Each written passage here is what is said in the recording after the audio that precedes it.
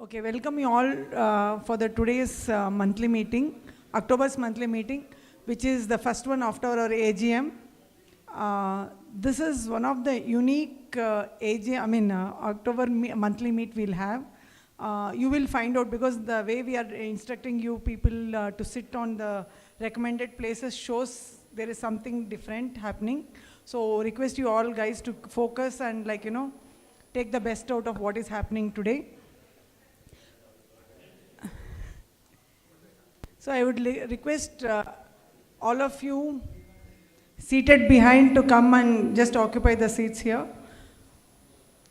Okay, we have our guests and new associates and new guest members who are here. So I welcome them all. First of all, I would request President to invite our guest Harikesh Pandey. He is from Motilal Oswal, heading South as Zonal Head, Sales and Distribution. He has rich and varied experience of over 13 years in sales, distribution and business development in financial services and industry through retail distribution, banking and private wealth management channels. He holds a BCom degree from New Delhi University and an MBA from Lal Bahadur Shastri Institute of Management, Delhi.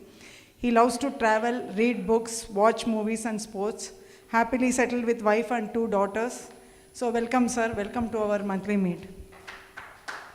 Let's put our hands together to welcome.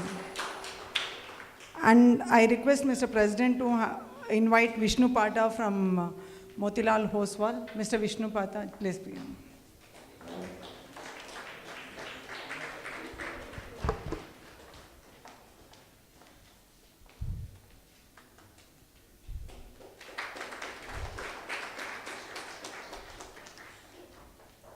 And a round of applause to our guest member, Mr. Girish. This is the first meeting today. Just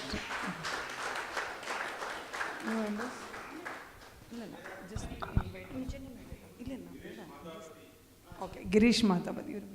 Okay, today we have a unique topic, joining hands, where the decisions are already made. They are for it, and few are not for it, or few are completely for it, okay? So this is one of the differently run style of monthly meet. This is the first time I think we have something like this, and it's in a debate format. So everyone who has just given an answer there should actually prepare your questions and ask the conveners here who are running the show to actually come out with the best things, because it's just not that we have just answered the questionnaire telling that yes or maybe. And to run this show successfully, we have 3 stalwarts from the industry. And Saurabh is the one who will be actually taking the initiative and starting off this. And he has been in the forefront for this Edward Jones. He's been working behind this for quite some time and wanting to bring it to a monthly meet where we can have enough deep dive kind of session wherein we discuss, elaborate, and then see whether we can adopt to our current style in the Indian market or Indian industry. And Saurabh, as you all know, is a Jignasu member or Jigasu member. Hope you all know the meaning of Jigasu. It's like, curiosity, a person with curiosity. Okay? Pardon me? Okay, he is a member, and many of you might have been at receiving end of his barrage of questions. Many times we have seen it's not only in our meetings, in any of our other member meetings also, we see him asking a lot of questions. He is an IIT IIM graduate with more than 16 years experience. The first half of his career was in the corporate world across Europe and US, and the next half in India as an entrepreneur, learning the art of the financial advisory. At home, of course, like most, he's at the receiving end is what he's telling, but I doubt. And receiving end of the questions from his wife and 5-year-old son. And I invite Saurabh to take over the stage and take us through what Edward Jones wants to communicate and what is it for us in this industry.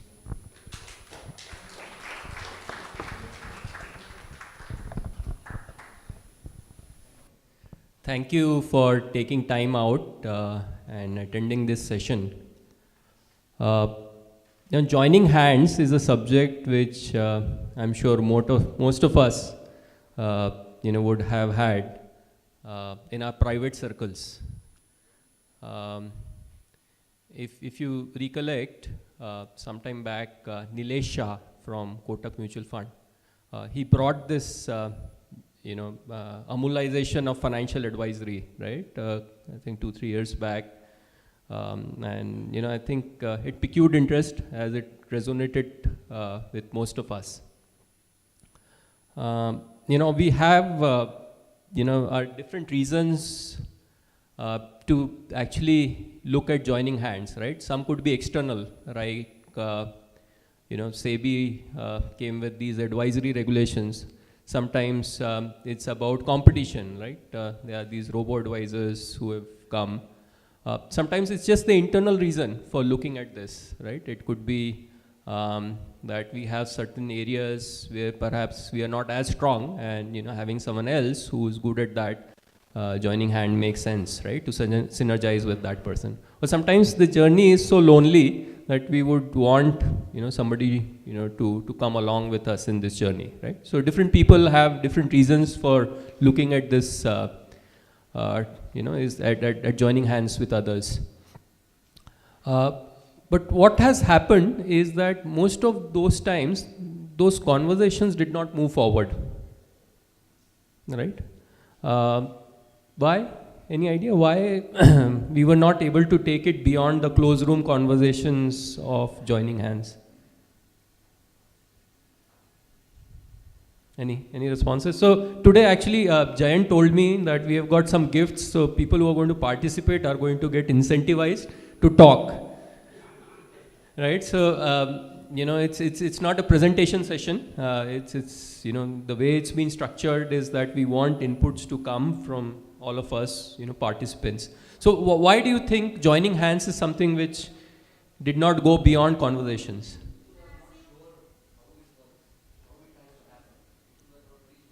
How it could work? Yeah. Correct. Yeah. Amulization.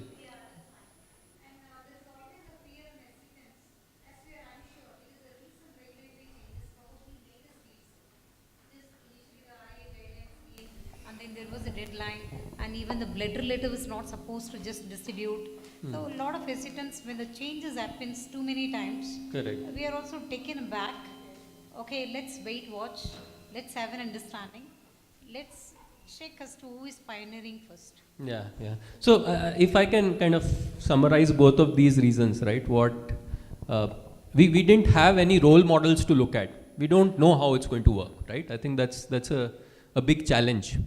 So the idea of organizing today's session is to actually take that conversation forward, right? We're going to look at a company which has successfully managed to do it and become one of the largest partnership firm in financial advisory space in US, and my sense is perhaps across the world. They've got more than 16,000 advisors. So it's bigger than some of the Wall Street names you would have heard of. So it's bigger than that. And it's very interesting how they went about their journey. From their humble roots to become one of the largest partnership firm in financial advisory space. How I got to know about them is equally interested. So when I was in US, most of my weekends used to be on the road. I used to go from Chicago to Columbia, Missouri, which is here, which is where my wife was studying. So every Friday I would travel from Chicago and go to Columbia, and Sunday return, right? And throughout this journey of mine, I used to pass by different cities and villages. You see Bloomington, Springfield, St. Louis, and a lot of other villages. I used to see a ubiquitous presence of this company's offices, Edward Jones offices. That's how typically it used to look like, a green colored building, and every town and nook, town and village, there used to be presence of this. And that kind of intrigued me, and I started, learning more about them. And as I learned more, I got further intrigued. we all know that it's difficult to attract talent in our industry, right? Financial advisory, hiring is not easy, right? I mean, don't.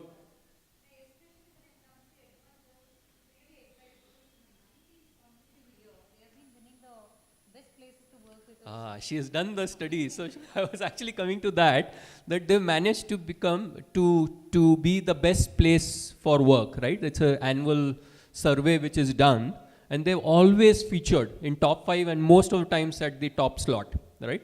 Sometime back, even Fortune also ranked them as one of the best places to work. I mean, you can check out on the website, she has pointed it rightly. Very, very unique, right? In our industry, getting talent is not that easy either. As I kind of learned more about it, I realized that there was one person who played a pivotal role in taking this firm from where it was, from its humble roots to become one of the formidable forces. It was their managing partner and CEO, John Bachman. He joined them as a college intern in 1950s, and then when he took over the reins, it was still a very small firm. And over the course of 20-25 years, he grew it to such a large firm. Do you know anyone who's this? Huh? No. It's Peter Drucker. Jayanth, I was expecting an answer. Yeah, so Peter Drucker. So he was an advisor to Edward Jones. In some of his books, he actually refers to this company as well. So he also played an influential role in their strategy, right? John has been my mentor for many years. So he has been my mentor for many years. And, I requested him to share his journey, right? How did they go about, and what it takes to build a company like that. So he was kind enough to do a recording for COFP. So this recording is done specifically for COFP. So I'll let him directly talk to you. So I'll play the video. From Edward Jones, and I have the privilege of being with me today, my partner and friend, John Bachman. John has an amazing career with Edward Jones. Started in 1959 as a college intern working with Edward Jones. After graduation, he came back and became a full-time associate and a financial advisor with Edward Jones. In 1963, he was running one of the Edward Jones branch offices. In 1970, Ted Jones, who was the son of Edward D. Jones, the founder of our company, Ted was the new managing partner, asked John to come to St. Louis to really be a general partner of our firm and help it grow. In 1980, Ted stepped aside and John became the managing partner of our organization. To give you some perspective of size, when John was an intern, we had about 35 financial advisors. John became our managing partner in 1980, remained in that position until 2003 when he stepped aside, and now our organization at the end of 2018 has over 16,000 financial advisors. It's been a tremendous run. John, you were key to everything that happened in our company. Now our organization at the end of 2018 has over 16,000 financial advisors. It's been a tremendous run. John, you were key to everything that happened in our company. And one of the things I believe our audience is interested in is knowing, how did Edward Jones come about? It was a company of 35 financial advisors when you started. Where did the company start? Well, the company started in St. Louis, but the fellow who started it came from the Midwest, went to New York and got a college degree, and traveled for the National City Bank, which you would know as Citicorp. And he ended up moving to St. Louis and started a small business in one of our office buildings downtown. And as time went on, a friend of his had a commodities firm, and the firm was doing okay, but the guy in one of his offices had cheated the company. So he was going down to fire him, and he said, Eddie, if you'll if you'll take them, I want to give you my St. Louis office. And that was sort of how the firm started to grow. Then another firm across the street was really floundering. The head of the bank was down on the first floor of Mr. Jones's building, and he ended up being called down and said, Eddie, if you'll take this thing over, we want to get somebody else owning it. So he agreed to do that, and that created a foundation of what became about the 10th largest firm in St. Louis. And his vision was to be a department store of finance and be able to sell everything to everybody, with the notion that if you're 21 years old and you want to buy something, you should be able to do that. And many times he put his arm around me and point to the department store across the street and say, we need to be a department store of finance. Well, his son, Ted Jones, who didn't graduate from high school because he went to the war, this is during World War II, and he came back and they put him right in college, and he was studying agriculture. And his father wanted him to be the successor. He was the only male heir. So he took him out of college and sent him to New York to do an internship, to learn the business. And Ted came back to St. Louis, and frankly, he hated living in the city. He was not comfortable there. He loved farm life and all. And so he said if he was going to be with the firm, he'd put some offices where he wanted, and he went out to rural communities that didn't get investment information very quickly and realized that it put them at a disadvantage. So he ended up starting to promote mutual funds where you got professional managers to spend theoretically 24 hours a day, 7 days a week, watching the market and doing the investing. And so over the next 10 years, he really developed a small chain of about 90 to 100 offices throughout the Midwest and the Southwest. And we did that until 1970, and the whole industry almost collapsed. It was, for retail firms, the worst time ever. Anyway, he did that and just kind of kept the place going, and for about 10 years. And then he took me in the room and said, we're going to make a change, and my partners and I want you to be the managing partner. And John, I want to stop you there, because I think this is such a critical part when you think about who was Edward Jones as opposed to other companies. First, Mr. Jones, Edward Jones Sr., envisioned a large boardroom kind of firm, perhaps in a few offices. The Yes. great difference at the beginning was Ted's belief that no, we should be in all communities meeting with individual investors, and had great belief in the entrepreneurship, the strength, the integrity of individuals who could run their own office. So he was building that network. And I will say, as you'll agree, there was probably no more dynamic person than Ted Jones. He loved the business. He loved being out talking to customers and meeting them, listening to their wants and needs. But he was also one of the wisest managing partners we could have had, because again, in 1980, Ted evaluated his own skills and saw where they fit, but also saw great potential in this firm. And he turned to you, which doesn't happen often, when a managing partner would turn over the reins, not to retire, but to someone who could lead us to a different vision. And John, that's what I would like you to talk about. The thought process that took us from a small cluster of individual offices into now one of the largest organizations in our country, all with the same values and philosophy.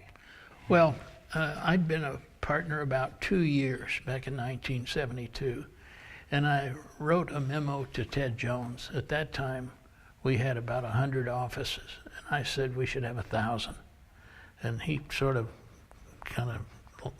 he wasn't unpleasant about it, he just sort of joked about it.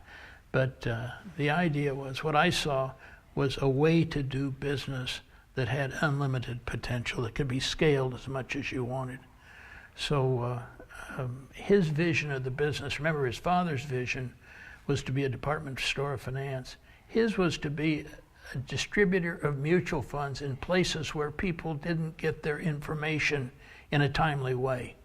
And when I came in, the industry was changing rapidly to more products. And our industry was thought of as stockbrokers. And it was pretty clear to me that that was not the right way to look at it. The right way to look at it was financial services. What I wanted to do was to serve in the role of the merchant. And our friend Drucker described the merchant as the informed buyer for the customer. You know, and I'd like to talk a little bit about Peter Drucker. Our audience may or may not be familiar with who Peter Drucker was, but the impact that he had, again, a great educator, very wise, but someone that you and Ted developed a great relationship with that helped guide us. Tell us a little bit about Peter Drucker. Well, Ted and I, and this is important because those of you in the investment business need to realize a lot of people are attracted to the fact you can trade stocks and you can play the market and so forth. And that's half the story. The other half is you got to manage the business. And in our industry, there were not a lot of people who understood that. They loved the give and take of the markets. And I recognized that we had to organize, and Peter had written a book, Management, Tasks, Responsibilities, Practices. And in that, he really focused on three things. He focused on how do you look at and plan the business. He looked at how you treat people. He would say that if you're an executive, it's your job to make the work productive and the worker effective. And people need that in the knowledge age.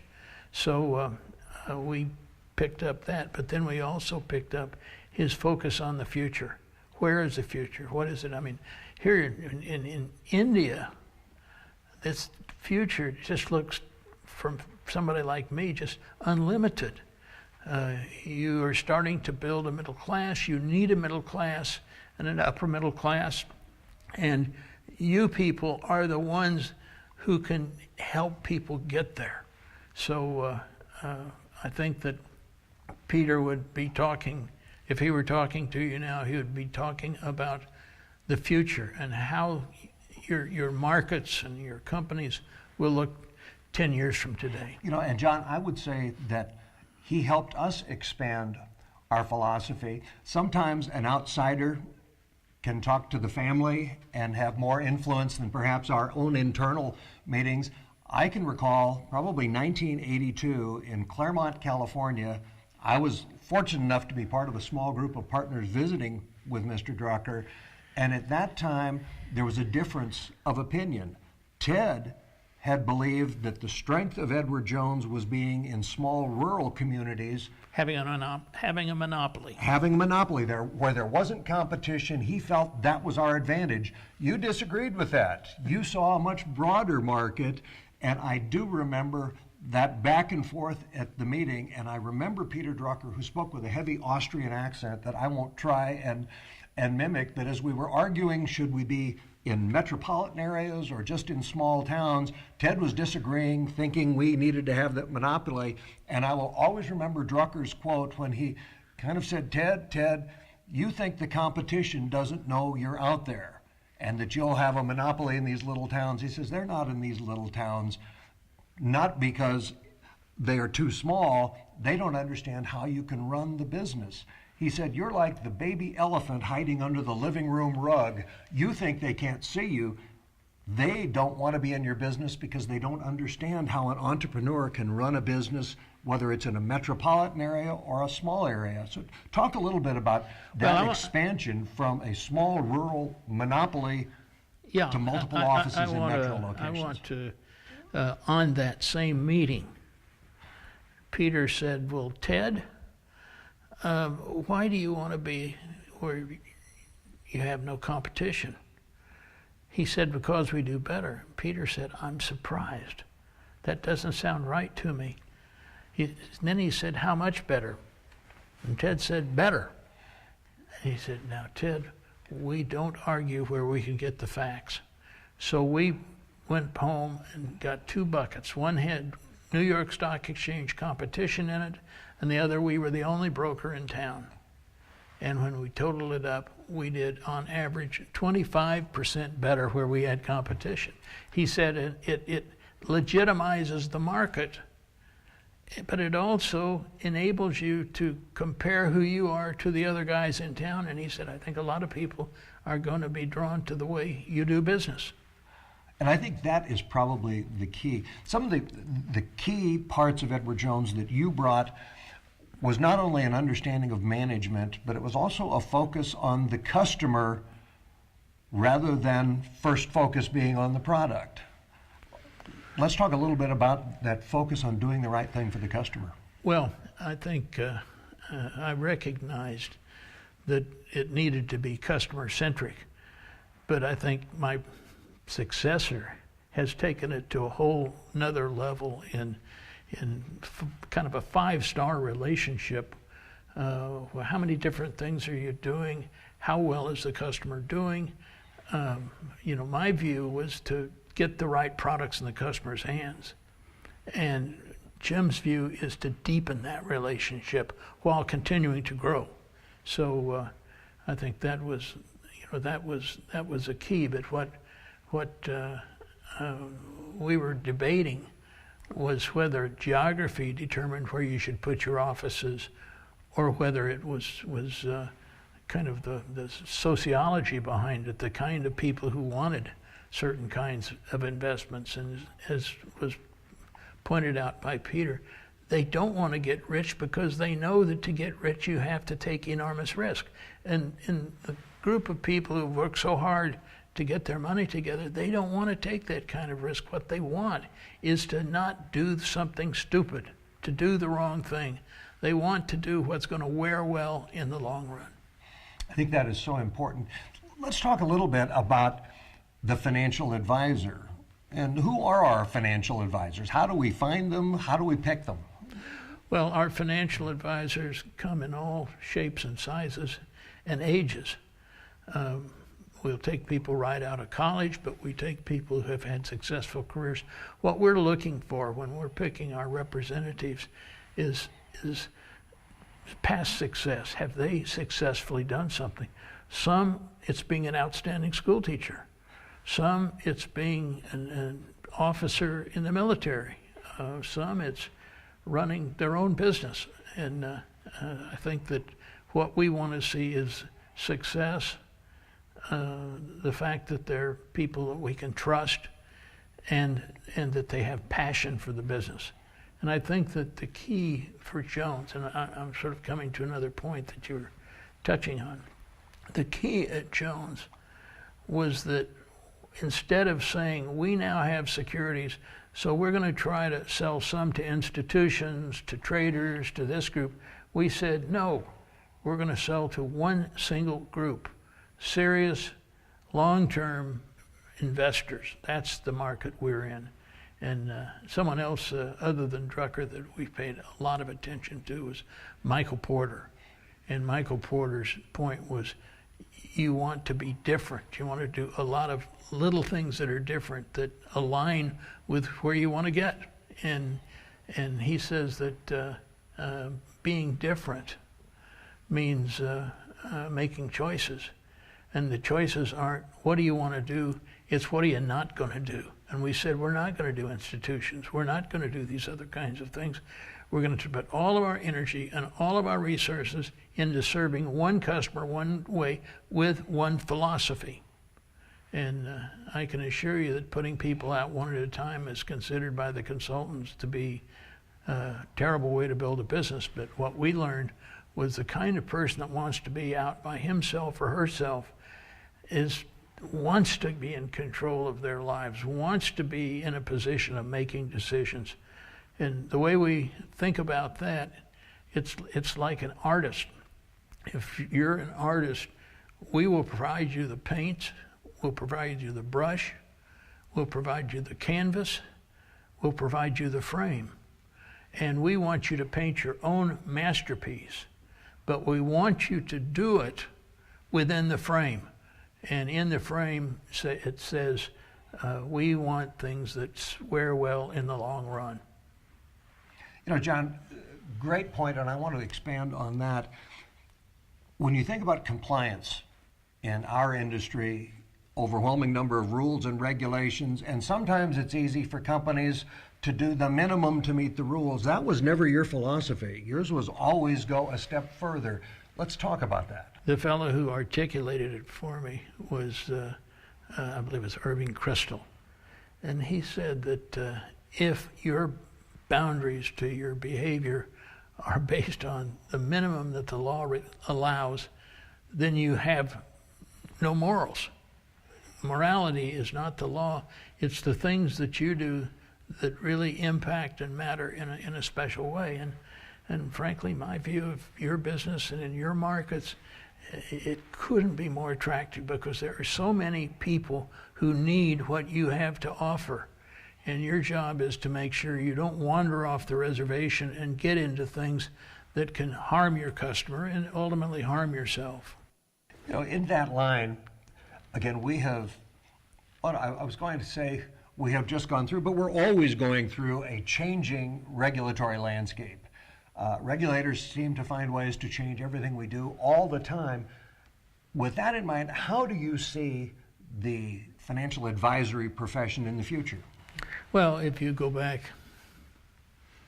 50 years, if you sold stocks and bonds and mutual funds, you couldn't sell any of the other financial products. It was set up as franchises. And as it's broadened out and now insurance and mortgages and other products are involved, I think that you have to expect the regulators are going to get tougher. In the United States, we have an aging population. And the regulators, very rightly, say that these people need to be not taken advantage of. And consequently, they want people to understand what they're investing in. You know, the secret at Jones, and I'm giving you our biggest secret of all, our business is probably not first and foremost securities. Our business is relationship. It's the ability of you to sit down at your desk and look across the desk at a client or a prospect and develop a relationship where they realize, you know, I can trust this person. And that's our stock in trade. We've been, as I say, criticized many times because why don't you put more than one person in an office? Why don't you do it a different way? We want that certain kind of person who's going to do what's right for the customer, but wants to be in control of their own fate. I think, John, you've probably answered this question, but I'll pose it kind of as a wrap-up.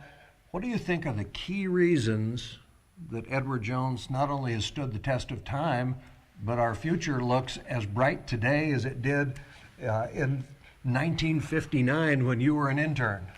Well, I have to say, I think that one of the things I'm certainly proudest of about our firm is the fact that 2 years in a row we were ranked the #1 place to work in the United States of anybody. And I don't think we've ever been out of the top 15 or 20. And I think the reason for that, we don't want our people to compete with each other. We see a big market and working together works better. So how do you get there? And by the way, the first rule of figuring out who you are is not what your mission statement is. It's how you compensate your people. And we have one profit center at the branch to say, are you contributing to the success of the firm?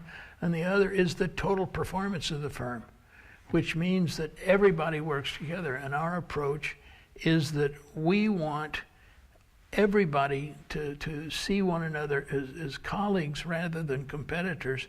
And what that means is working together, you can make, instead of you getting a bigger piece of the pie, you can make the pie bigger and we all get more pie. And I think that that is in many ways, the kind of the magic ingredients that makes it work is we're all on one team. I think that is seen internally at an unbelievable cultural feeling inside Edward Jones. The volunteerism Well, that's big.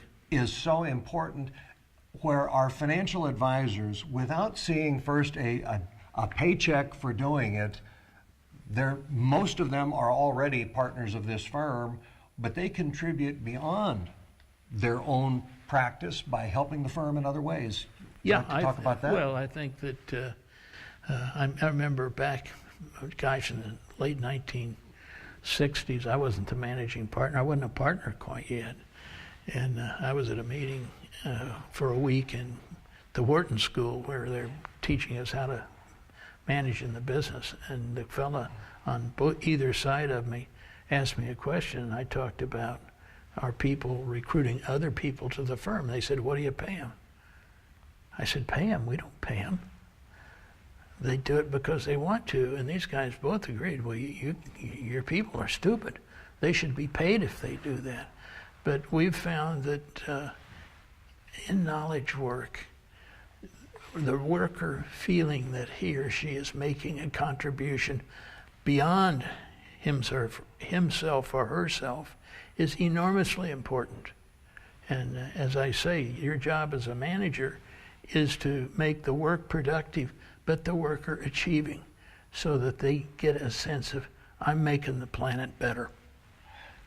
You know, I think that's a tremendous wrap up. We are talking today to a group of financial professionals, all of whom have significant industry time already, but you're here for the two reasons that I would say Edward Jones has grown and flourished. One is character, honesty, the person that both the firm and the client can trust, and also people who have the passion for the industry. The fact that you're here today is because you're wanting to become better, and we thank you for that. From the United States, again, I want to thank you, John Bachman, for a tremendous bit of history of Edward Jones. And to all of you in the conference, we hope you enjoy the entire conference. Have a good day.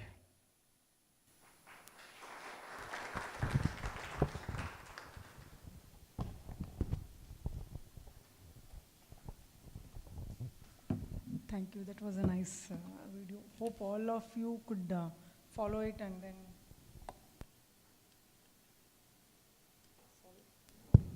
Yeah, okay. Most of you might be wondering now, we told this is a debate format and doesn't look like a debate format when we are sitting here. Anyone has that doubts? Yeah, whenever we have a debate format, we always need a moderator, right? So let me first welcome the moderator on stage, then you will get the feel of the debate format. Let me invite Mr. Pradeep, our mentor and guide, and always a look-up-to person for all of us, of all age groups.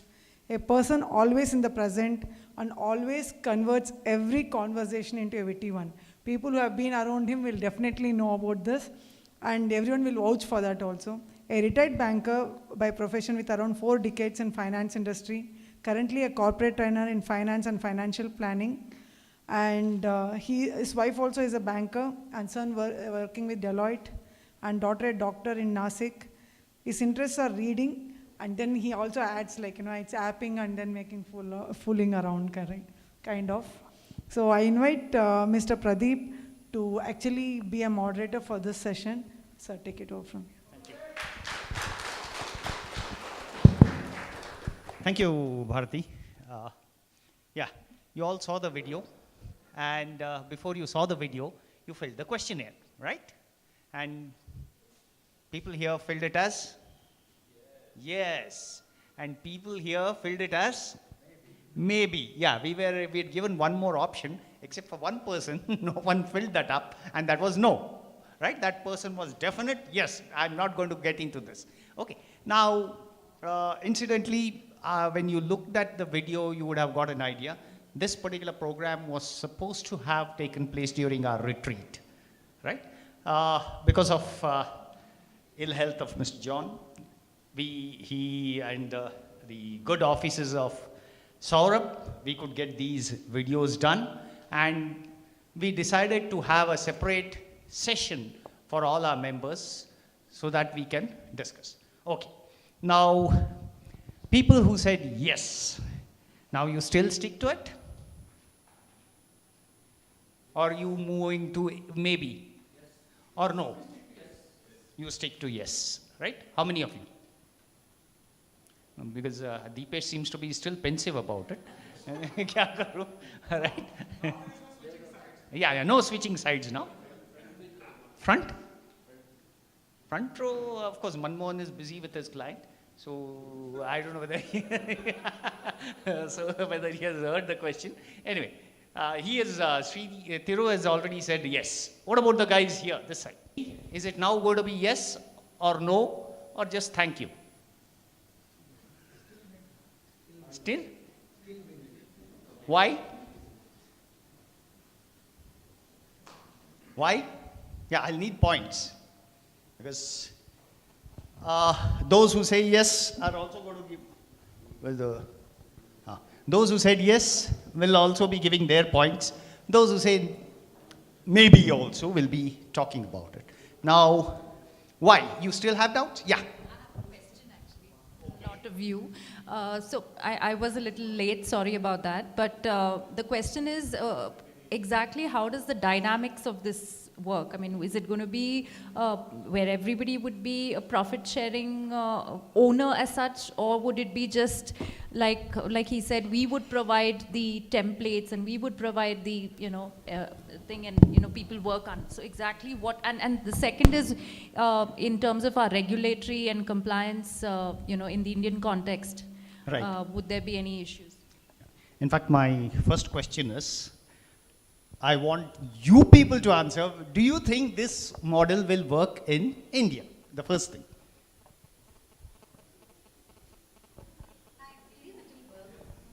Yeah? Okay.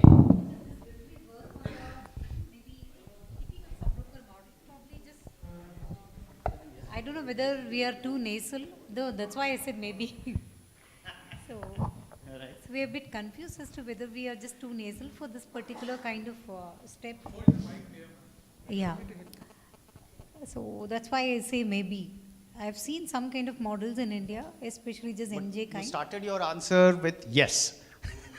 No, I didn't start with yes. You said yes because there is a company like NJ, right? No, so you also raised a question, maybe yes, right? Yeah. So that's why. Maybe yes. Yes, Achha, maybe. You're saying maybe yes. Okay, fine. Right. Now, I'm going to use green for the points put in by the green by the group yes, and black for the points put in by the group maybe. Okay. Where's the black? Okay. Yeah. So, first is yes. Like you added one more. That is NJ, already in the business. Yeah. There should be more clarity in terms of the revenue. That's the main thing personally I feel, because what happens to my revenue on the business what I have generated till now? What happens to the, that's one main important factor. Now this is just a primer. You are yet to see the full dynamics of the business, which will be in the next video, okay? But with what you have seen, do you think? It makes sense to collaborate, and once the revenue sharing is clear, obviously, yes, you know your strengths, and you can learn from others' strengths My also. first thing is whether it will work in India. Once revenue is clear, it should work. Okay. So everything depends on revenue. Right.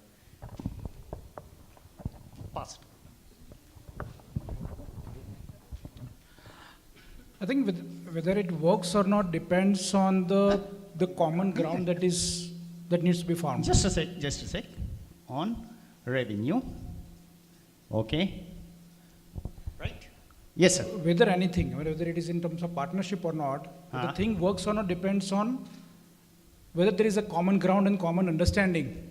Yeah, that's what he said, that it's going to be on common ground. So the question of whether this will work in India, it's not about India or anywhere else. Okay. That's my point. It can work provided those who are partnering are committing to make it work. Okay. If the intention is to make it work, we'll find a way Of all Where the there's a will, problems, there's a way. That's what you there- want to say. right, Okay. right. Right. Pradeep sir, you didn't add the points of Dilshad there. Pardon? You didn't add the points of Dilshad there. So because She wanted, basically, her first thing was how the, Yeah. she wanted the dynamics of that. Yeah, That I that's will be fine. coming No, up that in is the something next this primary. thing. Okay. That will be coming in the next video. Okay. Okay. We want to keep it. Now, what you have seen is, it's been successful, how that person has taken it. Okay. In US, it's been successful. Even Saurabh, that's how he introduced this particular Edward Jones here. Like he said, he throughout his, what do you say, travel time, he used to see Edward Jones. Now, we got a brief about how and what has happened from 35 advisors to 16,000, Yeah. right? Now, that's a great thing. Now, first thing is, with all this RIA and so many other things coming in, and let's be frank about it. In India, our regulator is more worried about mis-selling. Not a mis-selling, but then mis-selling of the product. Right? So, that being the case, the first thing that will be, yes, whether it will work or not work. If it is going to work, on what basis? Do we have examples? You have already given one, right? Now, he has given a point that it depends on revenue. Now, NJ also has it. I think you were also with NJ, if I'm not mistaken. No? No. Okay. Now, you know how NJ works. So, mostly it has to work on that pattern. We'll get to know how they work in the next video. Even add iFast kind of platforms. Yeah, iFast or this. Yeah. So I can just add here NJ bar iFast. Okay? Okay. Now let's move to the other side because Deepesh is waiting anxiously with the. We'll move there because let's give them a chance. Yes, Deepesh. So I think it should work, and Nilesh of Kotak AMC had given an example of Amulization of IFS. Right. So he gave an example that how did Amul came into existence because of all farmers coming together and then forming a cooperative union and then setting some examples. So Okay. maybe from that, if anybody can learn and then implement some good ideas, I Okay. think it's a workable solutions. It's a workable solution. Now, fine, it's a workable solution according to you. Will you be continuing with your yes? You Yes. will, if this comes into India, are you going to go in? Yes, if it favors me and my business, I should go. No, that everyone is going to look at only when it favors. But when you're getting into a business, nothing is certain whether it's going to favor you or not favor you. When you got into mutual funds, you never knew the RIA thing or the other things are going to come in. But still you entered, Yes. right? And you're growing more. Yes. That's your firm's name. Yes. Right. Grow wealth. Grow more, yeah. Grow wealth. Yeah, right. Just a sec. Just a sec. So according to you, you will continue and you say yes. It's almost like Amul, right? Okay. Yes, sir. Yeah. According to me, it's a definite yes. Okay. It's sooner or later that has to happen. Okay.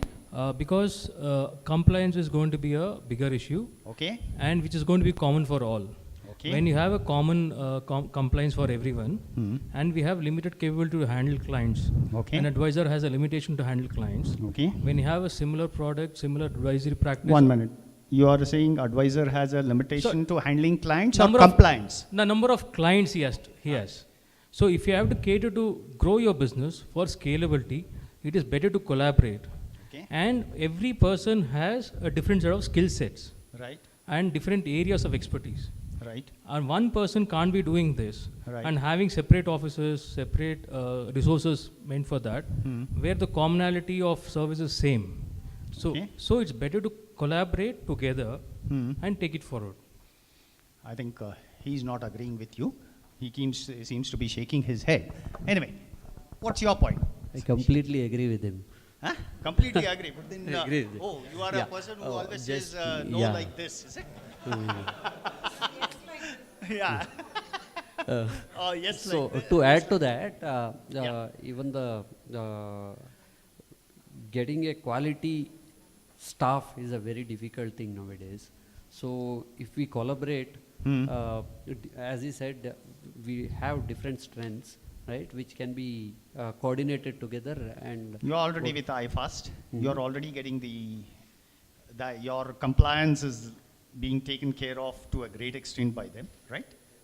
Yes. So would iFast become a Edward Jones kind of a thing? iFast, I don't think it can be a Edward Jones kind of a thing. If we have to replicate Edward Jones, we as a financial advisors have to come together and do it. Okay. And iFast cannot do it, according to me. Why? iFast is a platform. It's a business. Their main intention is to earn for them. Yeah, that right? everyone who sets a business is to earn for themselves. When there is a coordination. Exactly.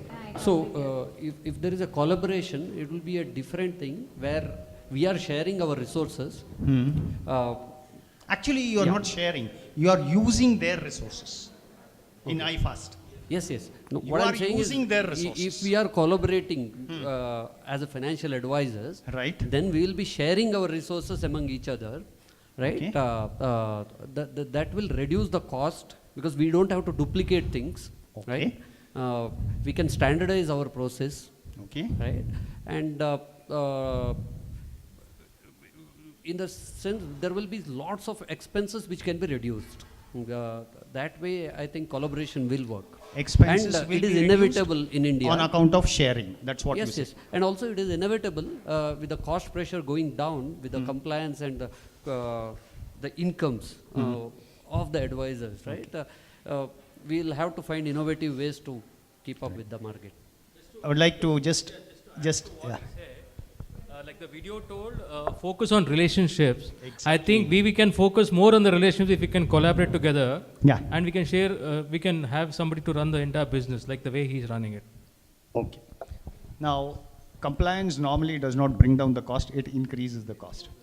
Because of sharing, your cost gets shared. That's the basic this thing, right? Okay. So,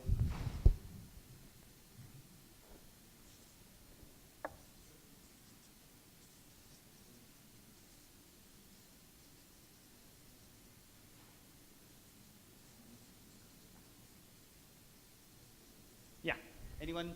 Yeah, so I have another very probably good reason why we need to collaborate. Okay. Is that I may be an expert in one area of financial planning. Right. Right. So I may not be so good at maybe taxation planning or estate planning. Correct. You know, so or creating will for the clients. And so if you have collaboration within the group, I think that is what we were saying, that we need to share our expertise, and that will bring down our cost. We know where to look up to. So I think from that perspective, collaboration is surely. So in other words, you can be offering a bouquet, not just concentrating on this. And I need not be an expert on all the parameters.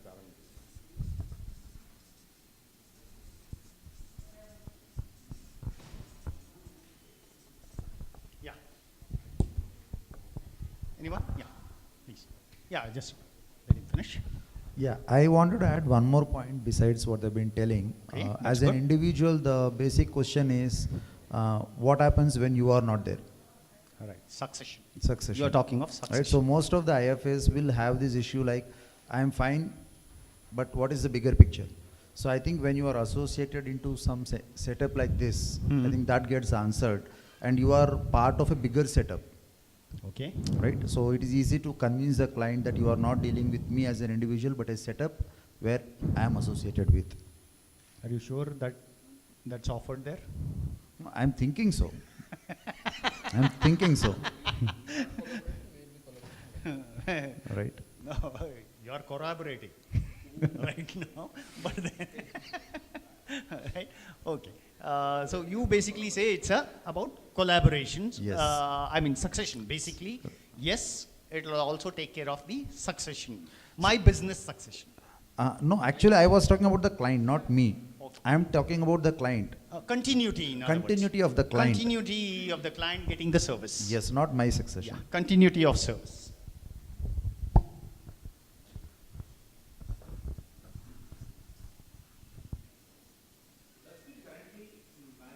1 minute. 1 minute.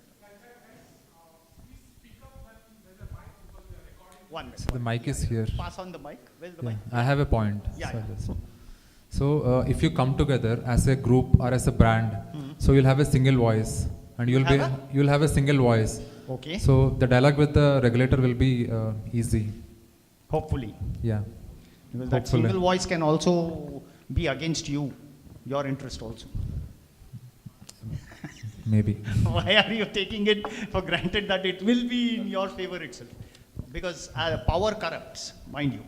So power corrupts everyone's, not just when I say corrupt, it corrupts their mind, their mindsets, their thinking.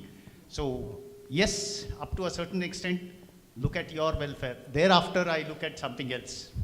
If you are doing good to the client, that is your objective, firm's objective, then it will help you. I'm asking it from the Indian perspective, that's what happens. Why trade unions are going out, if you look at it, right?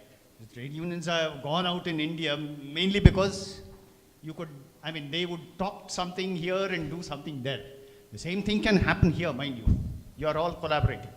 As a union leader or as a union member, I will be collaborating with my union leader, right? Okay, I'll take your point. Just a minute, let me finish that group side, I'll come back to you. Yeah, Yes, I think, yeah. See, all of us here are working independently for some reason, right? Yeah. We have the flexibility to design what ideology we want to work with. Okay. We have the freedom Right. of setting rules, setting Right. expectations about how we'll work with our client, what services we'll provide, Hmm. and everything. So it depends on having an association, how rigid it is or how flexible it is. You are going to, see, when you are going to collaborate, automatically, whatever may be your plan, you may have to compromise on certain things. Yeah, because so it's what not kind of going to be the same. ideology the firm stands for is all very important, right? Okay, so you are still a maybe because you want to know the full details of the business. So, right? Probably as he rightly Yeah, said, you we saw use the more mic. negatives. Probably as he rightly observed or Dilshad rightly observed, we saw more negatives in NJ or IFAS. As we tried understanding the platform, we tried just maybe gathering more negatives out of it, because say like even in IFAS, so just we cannot just go upload our own model portfolio. Right. Whatever is there, we'll have to just go adopt it.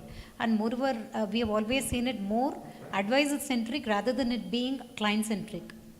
So again, in terms of technology, so here in, as and when it gets interrupted, how are we going to take it forward? So a lot of the practical issues, we have seen it there. So because initially I have not gone with any platform, I tried studying on multiple platforms. See, even in NJ, I don't agree to their kind of profit sharing. It's very meager. It's not even 50-50. It's like 35 to 40 to the advisor, and for the platform, it's pretty huge. The same thing goes with IFAS as well. So as Satish rightly observed, probably it might be better if advisor group does this task.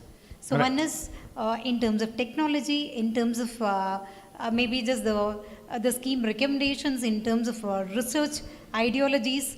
I think that only the advisor has to run rather than a profit center running it. Okay, so according to you, it has to be advisor driven, advisor managed, right? So as we have not seen such kind of things, we get a hesitance still. So far we have not come across such kind of platforms, and as such we always have this kind of hesitance. Okay. And even in regulatory body, I normally feel like there should also be an advisor. That's... It look very absurd. Yes, Prasad. I know, I was just trying to counter what Pramod was saying, because the continuity of the customer even today, it is there with these kind of platforms and with the corporate distributors or the national distributors. It's already there. The continuity is already there. Continuity of the advisor is okay, so there. that's not a point according to you. But yeah, that I would be looking at. Yeah, but from the advisor's point of view, the continuity is what is a challenge today. Okay. I am an individual financial advisor. He says, after me, who? He says client succession point from the client perspective. You are saying succession What happens from the to business. what happens to my business after me? Will it go to the organization, or will it help my family to continue the business? If so, they are interested in. Okay. So you are looking at there, it was client succession, continuity of service, and here you are talking of continuity of business, right? The one who interviewed is a retired partner. No, you'll get a lot of details. He'll be coming up, and Jayanth will be summing up, so he'll be coming up with that. Yeah. Yes, sir. I don't think we can compare the partnership model with NJ and iFast. I think I feel it's slightly different from that. More of a business oriented, even if they call it as a partner and advisor, if he is no more, that business may not be taken over exactly by this kind of platform. This is only a platform. See, partnership kind of thing, mostly they will be there for both loss and profit of that particular organization. And there will be a definite framework within that we need to work. Here it may not be there. It's only platform is been used. Whereas in the other partnership model, there will be an exact framework. What is here and there? No, I'm talking about, we cannot compare the partnership model with the platform like this. Okay. Partnership model with a platform like NJ and this, there is no comparison. Yeah. Comparison. Yeah, but then again, if you look at it, what about the regulatory part? Regulatory also says, I die and my son is an incompoop. He can't take away the business. At the most, in case of mutual fund, being a nominee, he may get till the business stays there. Otherwise, it's gone. Right? Even here, I don't think a company can give you that guarantee, isn't it? No, in the partnership model, I think that should be possible. It's more like one company and there will be so many branches. One partner goes and you induct, there will just be, like the death of partner, correct, which we learned in yeah, BCom. Correct. Right? So one company and there will be so many branches. Even he was talking about so many branches, right? And one person is not there. One partner is died and their own family member can become a partner and they can continue with the business. Okay. So there should be a framework, definite framework for the partnership. It's basically on continuity of business. Yeah. Now, yes. I think this particular business, which is a very good opportunity in the future, no doubt about, no second thought. The reason is very simple. The business will multiply only when you meet a client. Business will?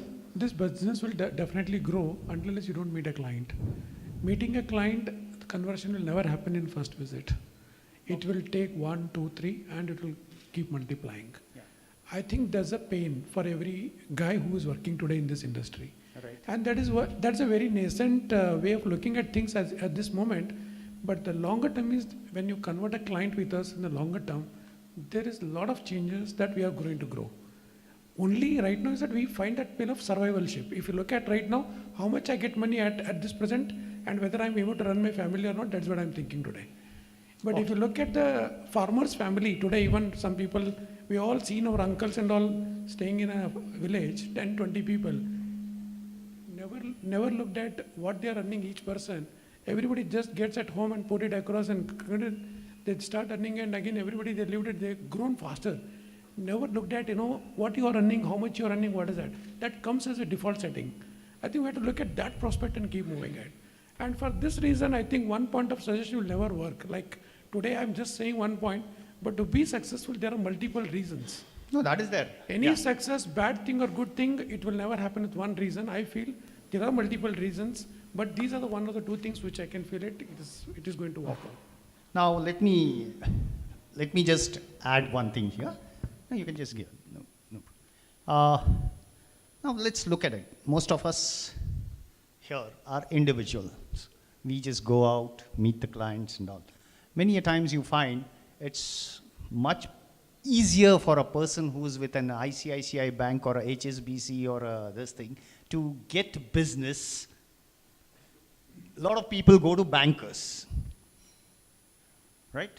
And to tell you frankly, as an ex-banker, I'll tell you, even today, a banker knows nothing beyond a FD, an RD, or a cash certificate. Beyond that, they know nothing. Mutual funds are nothing. They still consider it as a competition, but because of the targets, they push that, right? So why do people go there? It's because of the name. Now, when you have a setup like this, which has a name, automatically your efforts at getting business comes down. That's what is my, thinking. Yes, Thiru. Yeah. It's off?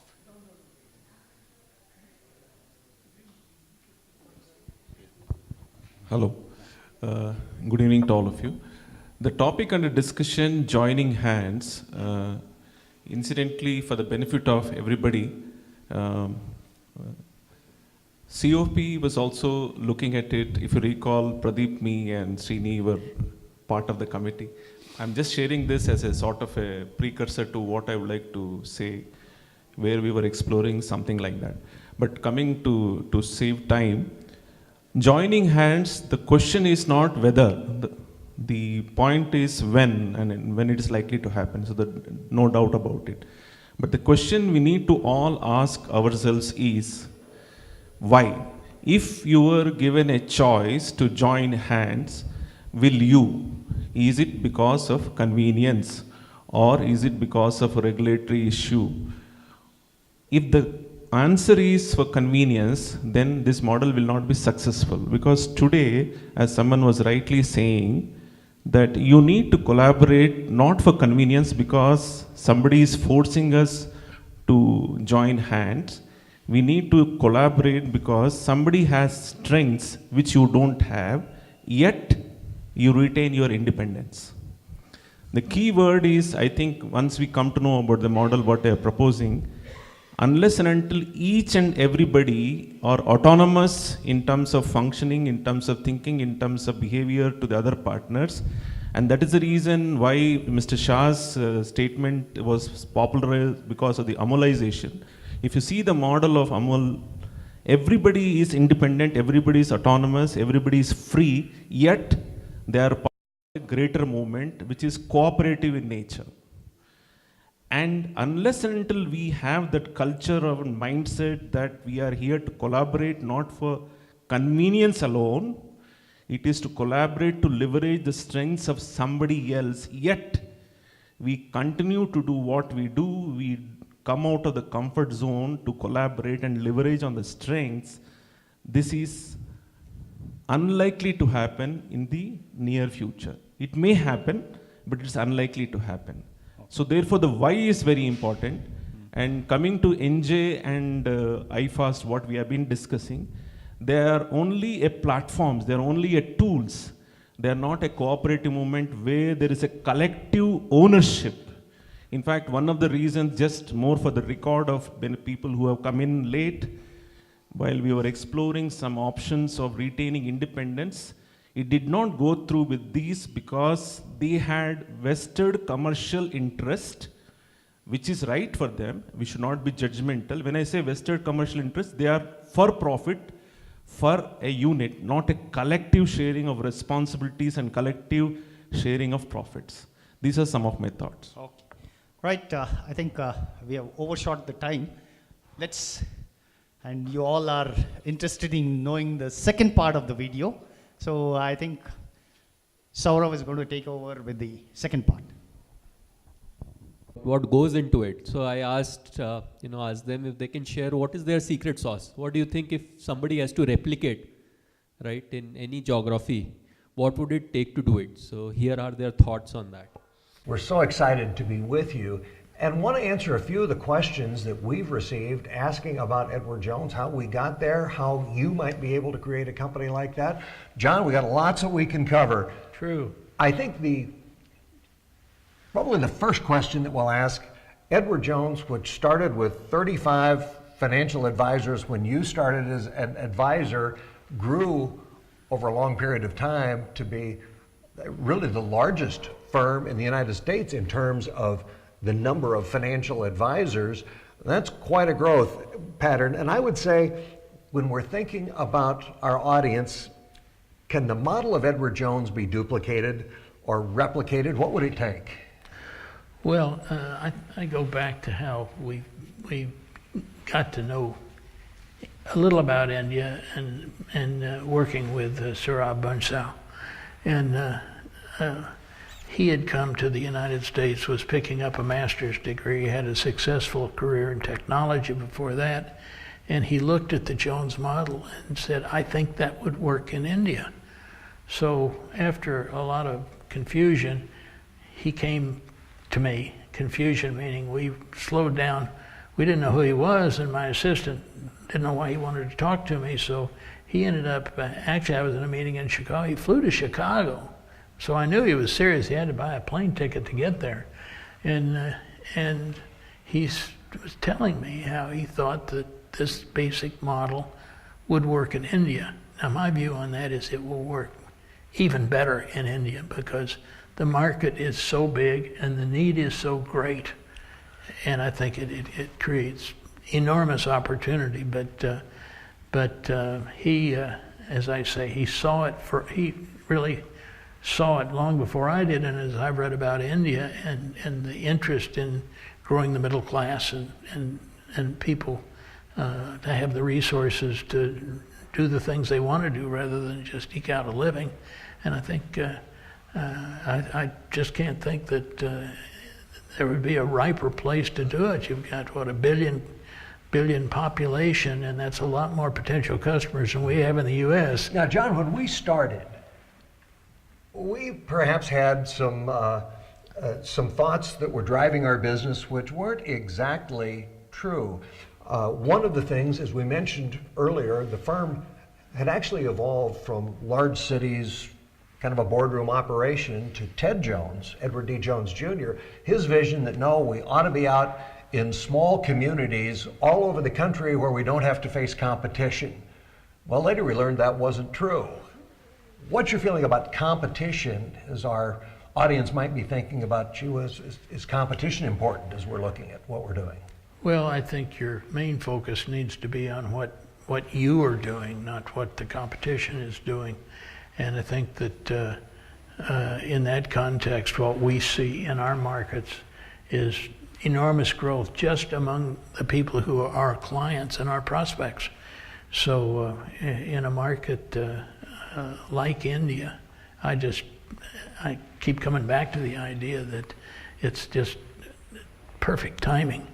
And I think Saurabh saw that, and as a result asked me to help him a little bit. So actually after he saw me in Chicago, we arranged for him to spend 3 weeks in St. Louis going through our office to look at the different activities and divisions so that when he got back to India, he would have something in his mind as to, well, this is one way to do it. You know, when I think about competition, and one of the internal emotions that really came back to the financial advisors more than management, but that fear of not only competition, but gee whiz, are there other Edward Jones financial advisors that I am competing with? How did we create this partnership feeling where the financial advisors didn't truly feel like they were competing with each other? I think one of the lessons was learned in Seattle, where we had 30 offices, which was probably more than we had in almost any other market outside St. Louis. And the people there discovered that when you're going to your Jones office as a client and you go by 2 other Jones offices, it legitimizes what we're doing. So having the other offices was more like running an ad than competing. And because the market's so big and one person can only handle a certain number of accounts, we were able to build on that. But I think that an important part of it was the fact that we compensated our people in a different way. We got volunteer activities for which they weren't paid. But when you look at how you do get paid at Jones, it's a combination of your own performance and the total success of the firm. And we have a profit center at the branch which says, in order to participate in a bonus, you've got to be making money in your office. You got to be making a profit. But it's also how the firm's doing. If the firm has less than a 6% return on revenue, there are no bonuses for anybody. So you end up with everybody focused on the same bottom line, which is, I used the analogy earlier, let's make the pie bigger rather than just try and elbow a bigger slice of the pie. And people work together. We have incentive travel is a big deal in our industry, really not in our industry, it was, and that's how we got into it. But we will send 9,000 couples all over the world over the next 90 days. And it's because we don't allow our people to compete directly with each other. It means if we have an incentive travel, it means how are you doing relative to what you were doing? And if you reach a certain threshold, you're going to qualify for the trip and nobody's going to knock you out. Or it's not the top 100 or the top 10%. Everybody can go. We'd love it if 100% of our people went, because it means we're making a lot of money and they're making a lot of money. But I think that the bottom line is we want an organization of winners and people who see themselves as winners. People who see themselves as successful. You know, when you qualify for a trip and you take your spouse, you see it, your spouse really sees it. And if you're in some beach in Hawaii or something, some exotic place that you wouldn't normally be, it's an important source of compensation itself.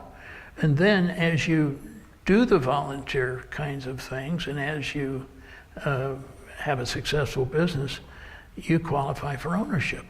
So then you become a limited partner in the firm. And with that, and we have those offers every 2 or 3 years, and because of that, it aligns the activities that you're doing with the total success of the firm. And it encourages people working together. And people in St. Louis in operations see the people in the firm not as their competitor, but as their partner.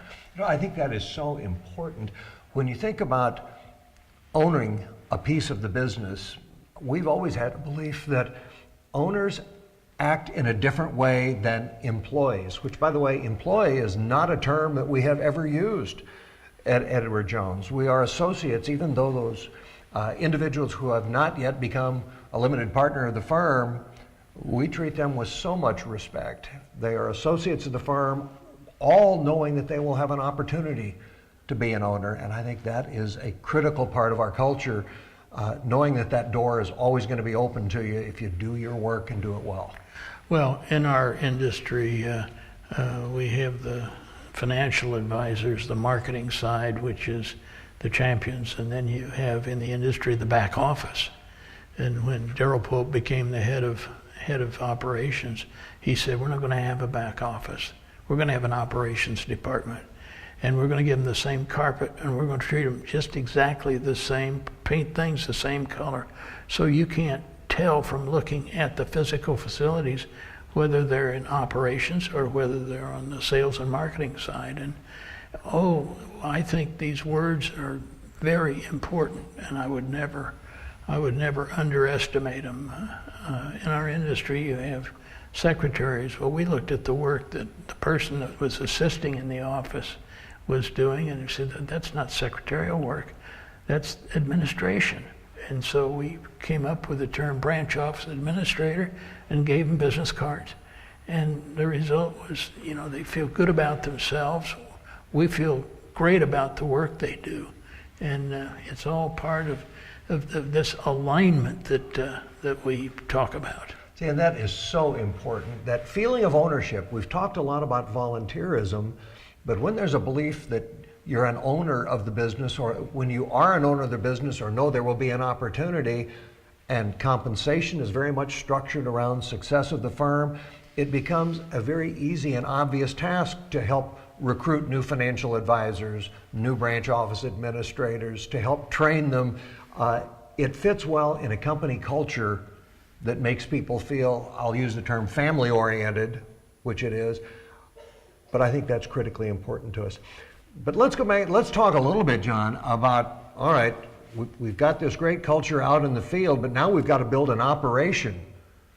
To start a new company, let's think a little bit about what are the things that we did years ago to start building the operations behind this wonderful financial advising business? Well, we were always instead of being on the cutting edge of change, I wanted to be on the bloody edge of change. The cutting edge of change uses whatever's the latest.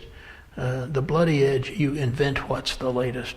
And for example, in the processing of mutual funds, it used to be that when you bought a mutual fund, our trading department would tell the mutual fund, they'd write it down, and then they would send it, I guess, the next day somewhere.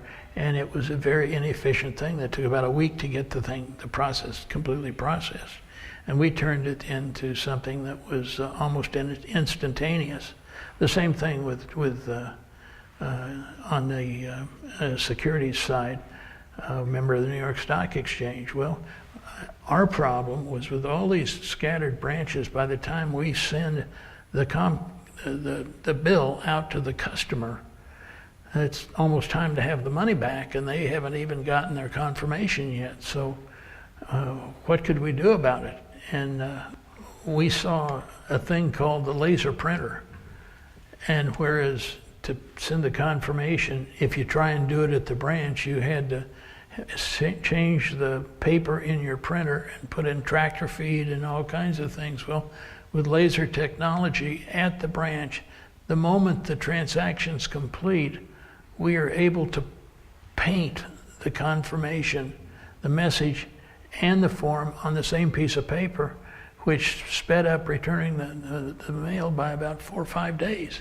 I mean, huge innovation. Our ability to do transactions on the floor of the stock exchange with orders entered from the branch was something that took about 30 minutes. Well, we boiled it down to less than a minute, and 5 years later, when Merrill Lynch started to do the same thing we'd been doing, the New York Times gave them 3 columns in the business section to talk about what a wonderful advance it was. But we did it out of necessity. You know, a lot of, they say necessity is the mother of invention. Well, I don't know that that's altogether true. But necessity is the mother of innovation, because you see something out there. Daryl Pope and I are in the National Car Rental in Dallas, and we're watching them process people coming in, turning their car in, and we're asking ourselves, how do they do that? We spent 40 minutes studying that and went back and said, I think we can apply that to our firm. And so, you know, looking for those, and some are big and some are small. You know, when we talk about innovation, one of the great innovations at Jones that I'm proud of, because I was one responsible, was, are you ready for this? On our customer statement, I said, we need a 3-hole punch. So when the customer gets it, they can just put it in their notebook, and at the end of the year, they've got all the information they need to give to the tax man or to figure out their tax on it. So there are just all kinds of things, some big, some small. You know, John, sometimes the changes that we did were out of necessity. We jumped in, did things we had to do, but in starting a new company, my gosh, there are so many other things that companies will worry about. Gee whiz, how do we hire people to do lots of different jobs that perhaps aren't related directly to the business, but they're support functions? How did we handle that? Well, backing up a step, Peter Drucker says the first 3 questions every manager, every leader needs to think through are, what is my business? Who is my customer? And what is value to my customer? Not what I think value is, but what the customer thinks value is. And you can't get the answer to that without observing them, without talking to them, because their reality is not the same as yours. And I think that what we wanted is what Porter talks about. You know, Michael Porter, who's kind of the leading, I hate to use the word guru, but he's a professor at the Harvard Business School. He would be the most respected among the faculty up there in the business side. And he says the key is being different. And he says, how do you define being different? He says it's making trade-offs. Well, how do you make trade-offs? And what he says is, it's not what you choose to do, it's what you choose not to do. And I think that if you've got a new business, you need to figure out, where do I want to be in this business? Do I want to be serving individuals? Do I want to be a gambling casino trying to outwit the stock market, which, by the way, is a loser's game? But I think to figure out what fits with who you are and your values, and then start aligning your activities. And I think the first thing you have to do then is master the fundamentals. You've got to do the basics and do them well and respect them. And this is not a stock market function. It's a management function. You talked about Michael Porter, and things you should not do. Makes me think of some times that as a group of partners we would have discussions where you would put your foot down.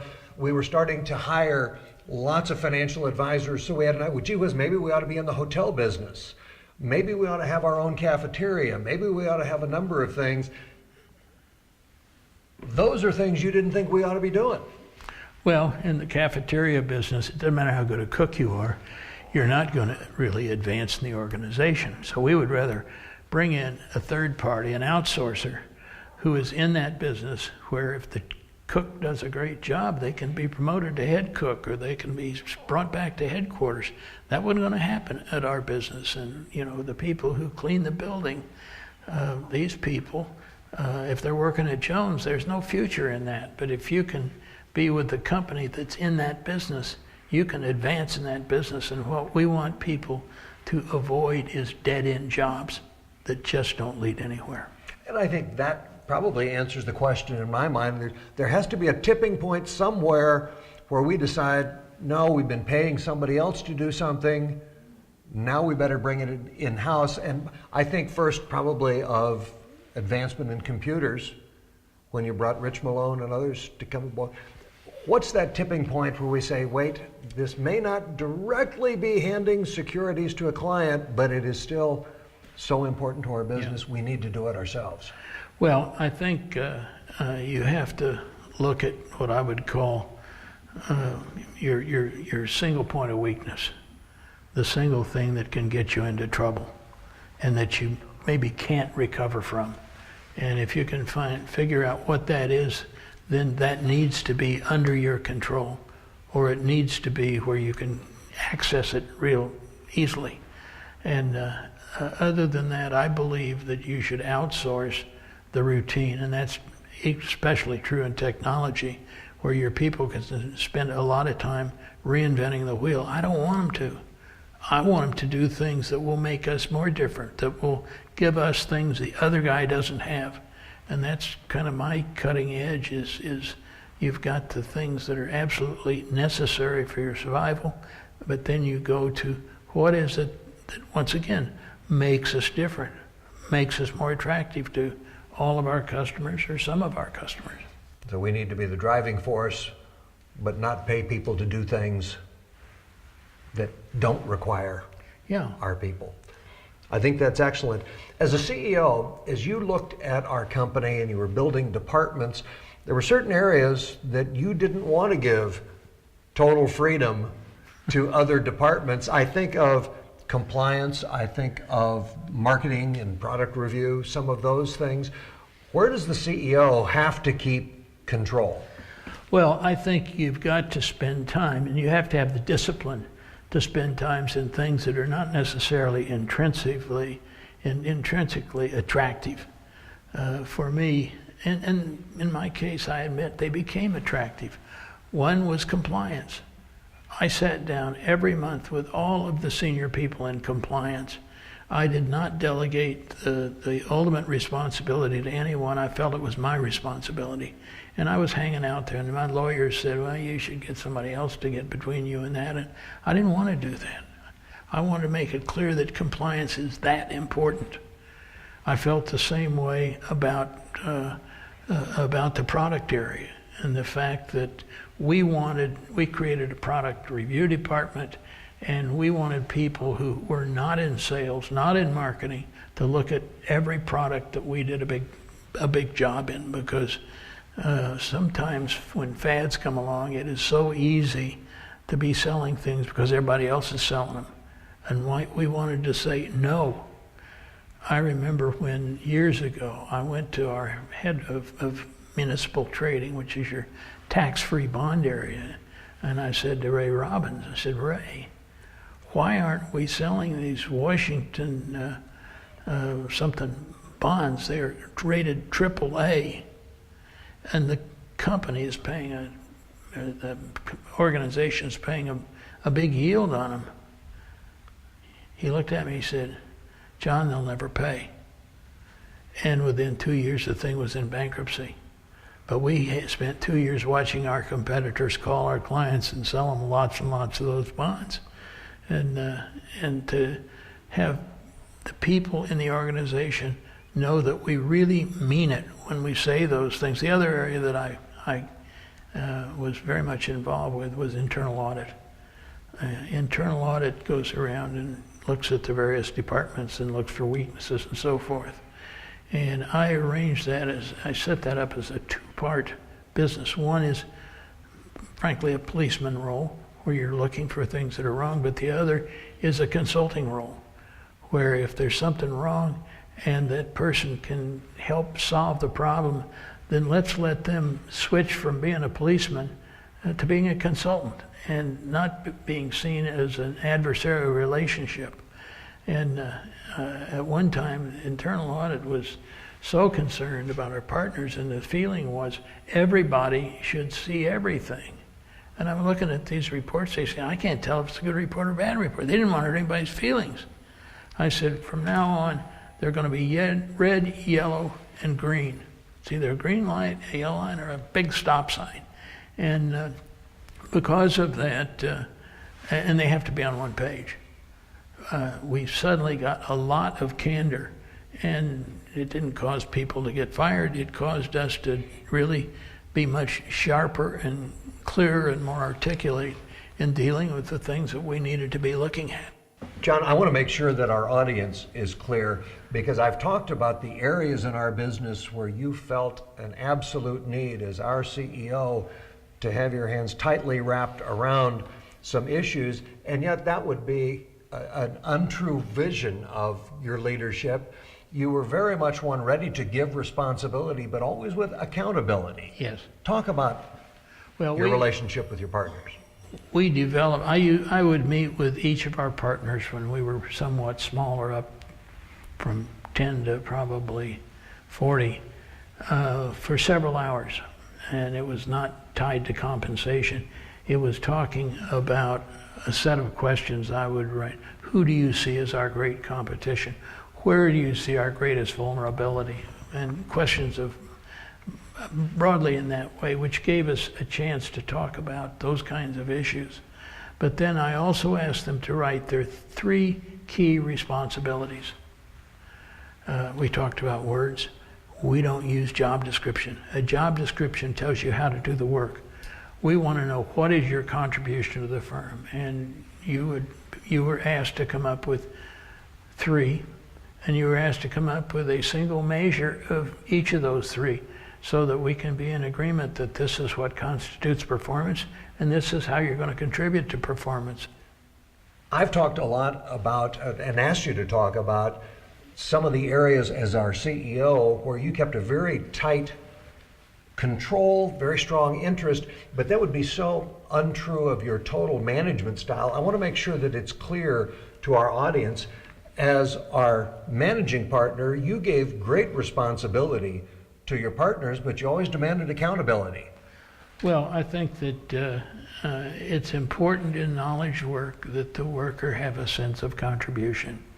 At Jones, I would sit down once a year with each of our partners until we got too many, and then we had to sort of change how we went about it.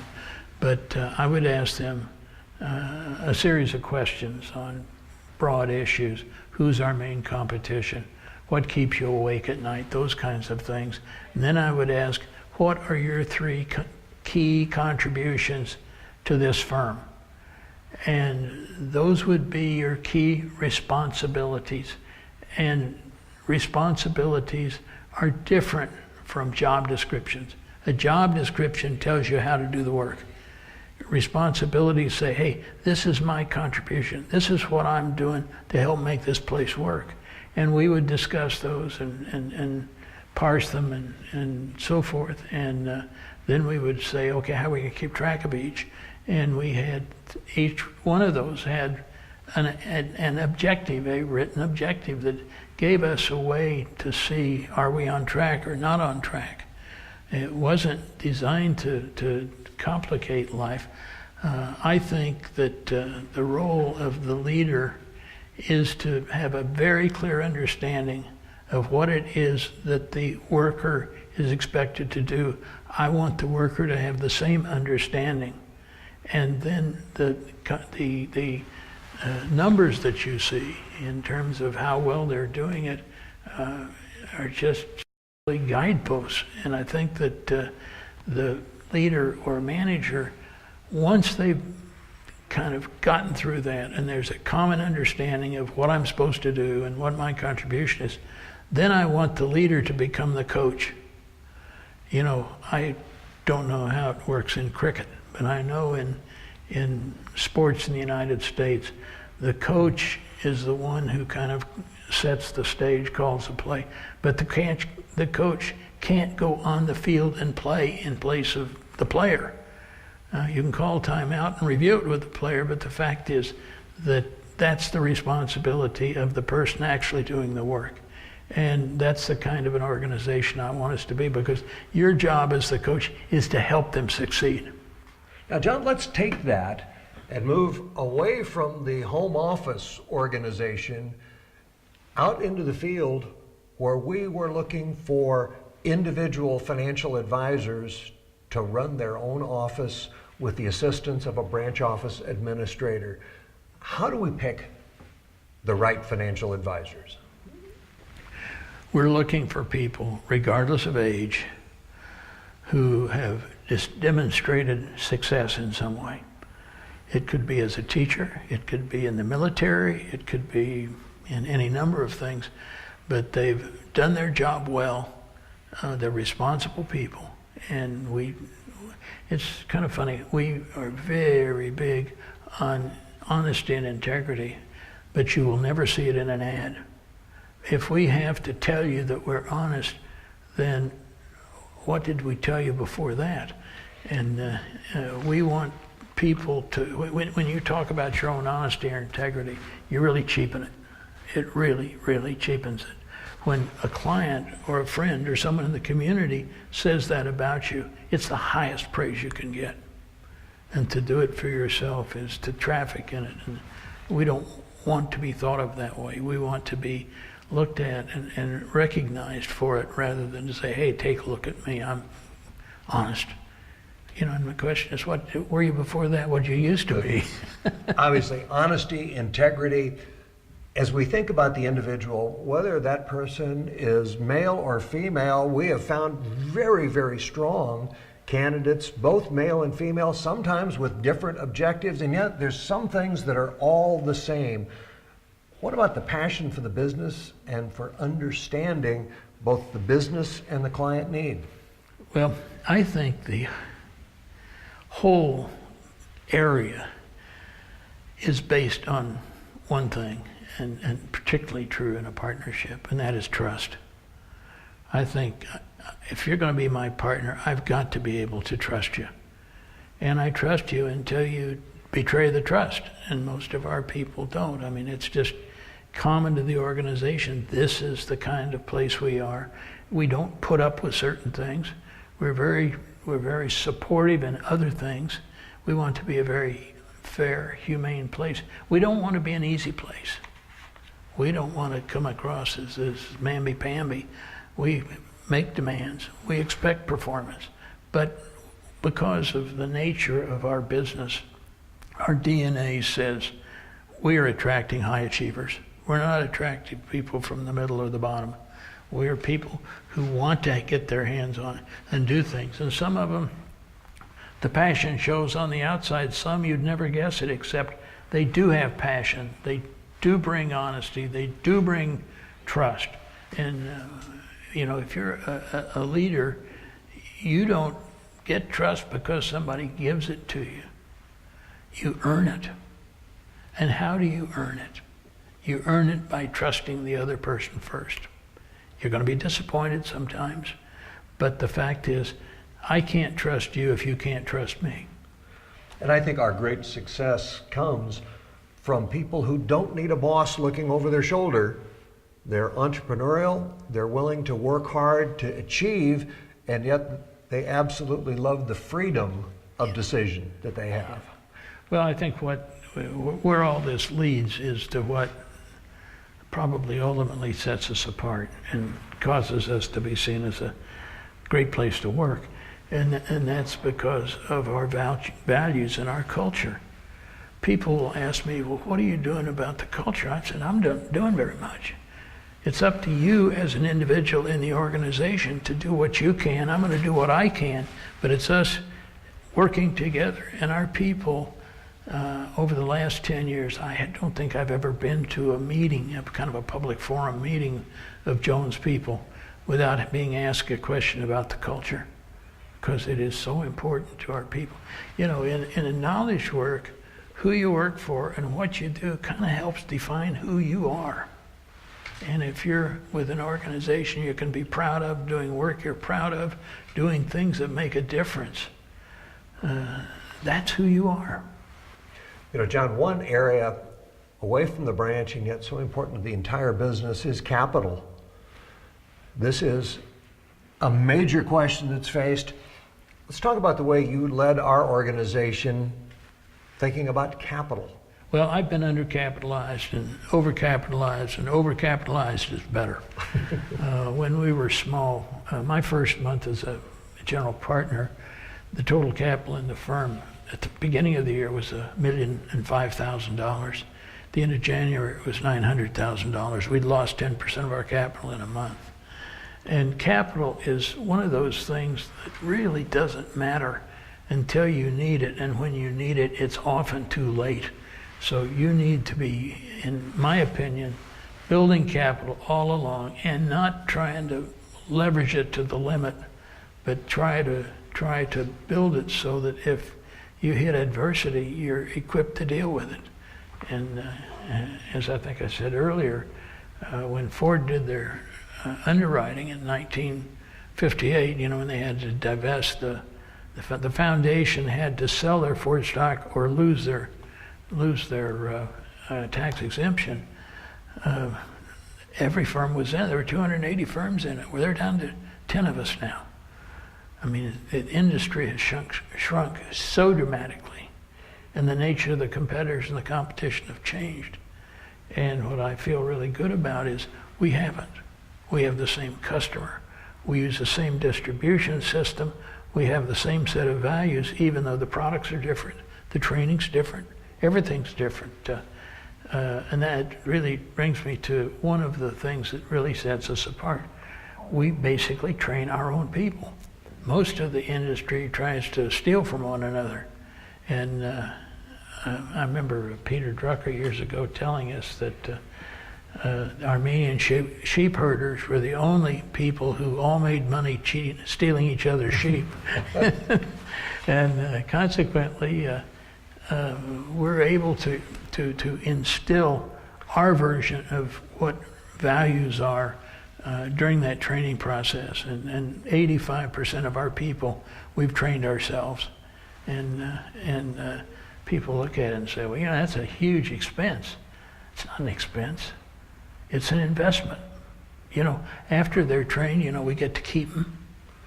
We don't have to write them off or something.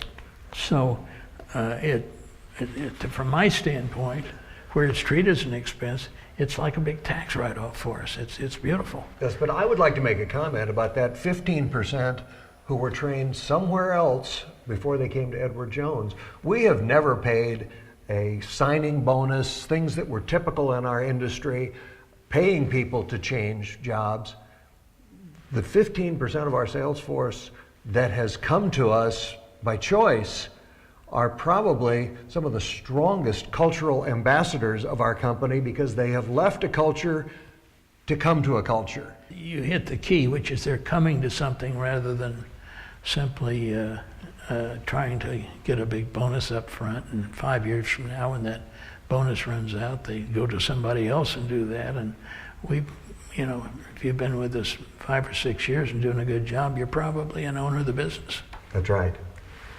John, in conclusion, I guess we've talked about a lot of things, but what's the glue that holds our company together and gives it as strong a future as we've had over the last 40, 50 years in the past? It looks as good going ahead as it did when we started.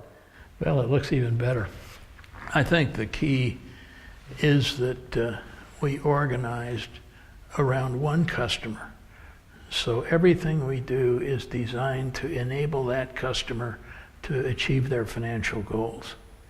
At the same time, we have developed a very strong culture, a set of values that's quite clear. It's not for everyone. One of the things Porter said you got to remember is there's more than one right way. And we aspire to be one of the right ways, not the right way. So I think with that in mind, we're just going to keep trying to build on what we have. But we've made errors along the way. When a company makes errors, how should they respond? They should learn from them. Yeah, we made a few big errors. And once again, Drucker, the one time he really chewed us out in a meeting, he said, you people are sitting around here feeling sorry for yourselves. You're not archangels and you're going to make mistakes. And making the mistake is not the crime, but not learning from them is. So we're talking about trust. We're talking about company culture. We're talking about recognition and correction of errors. You don't hide from them, and having the right people. Yeah. I think these are all part of why our company has enjoyed great success, and yet it's something that we know could work in India. Oh, there's no question. The difference between India and the U.S. in that department is that there's so much more opportunity there. Ladies and gentlemen, you have the opportunity, and we look forward to watching that develop with your leadership. On behalf of John Bachman and myself, we wish you the greatest of luck, and thank you for sharing your time with us.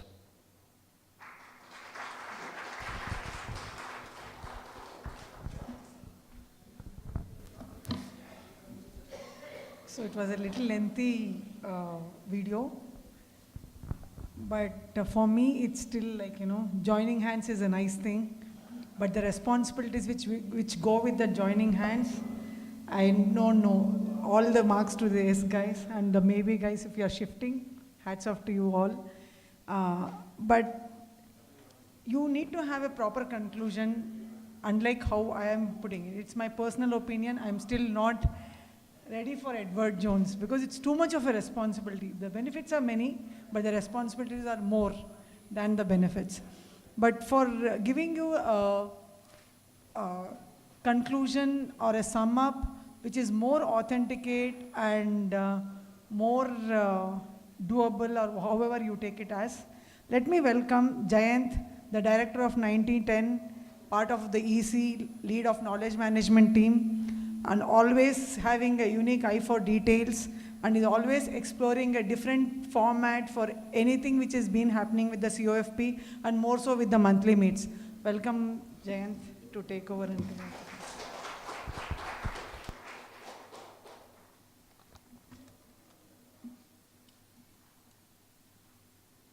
Hello.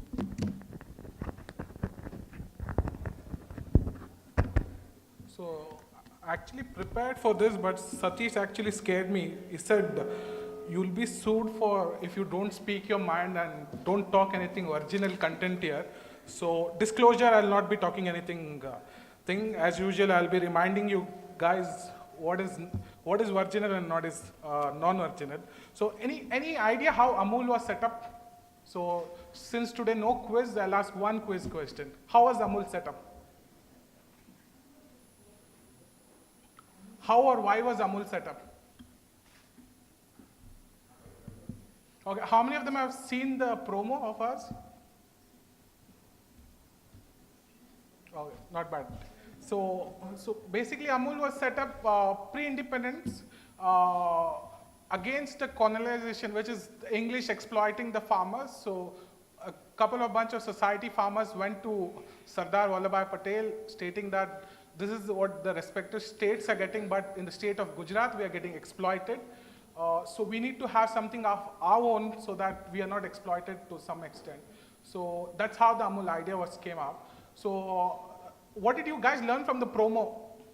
By the way, promo is not original content. Again, it's copied. Yeah. Any Avengers Marvel fans out here? No. Okay, so the idea is simple. Avengers is a group of individual superheroes who come to fight the Thanos, which I put up in the group. He's the super villain and he has all the five stones.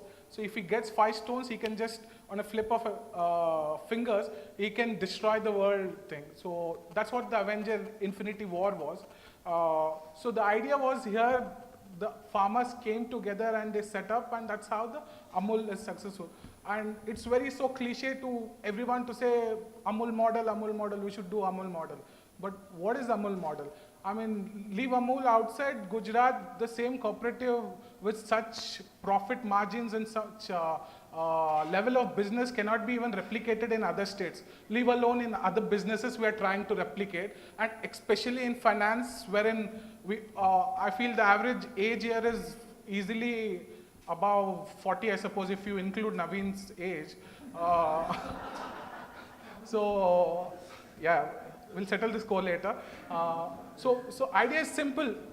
If you go around and read why Edward Jones was successful, so idea came up in 1920s and 30s. That's when the initial thing was set up, and the employee owned was later developed during 70s and 80s. So how did the entire thing develop? So there's a parallel. Amul has 16,000 villages, 3.2 million farmers. Here, Edward Jones has 17,000 location offices across Canada and US, around 16,000 employees. Amul makes 2 billion revenue. Edward Jones makes around 3-4 billion. And net is around 700 million. Here is also another 800 million. So almost Amul and Edward Jones run parallelly.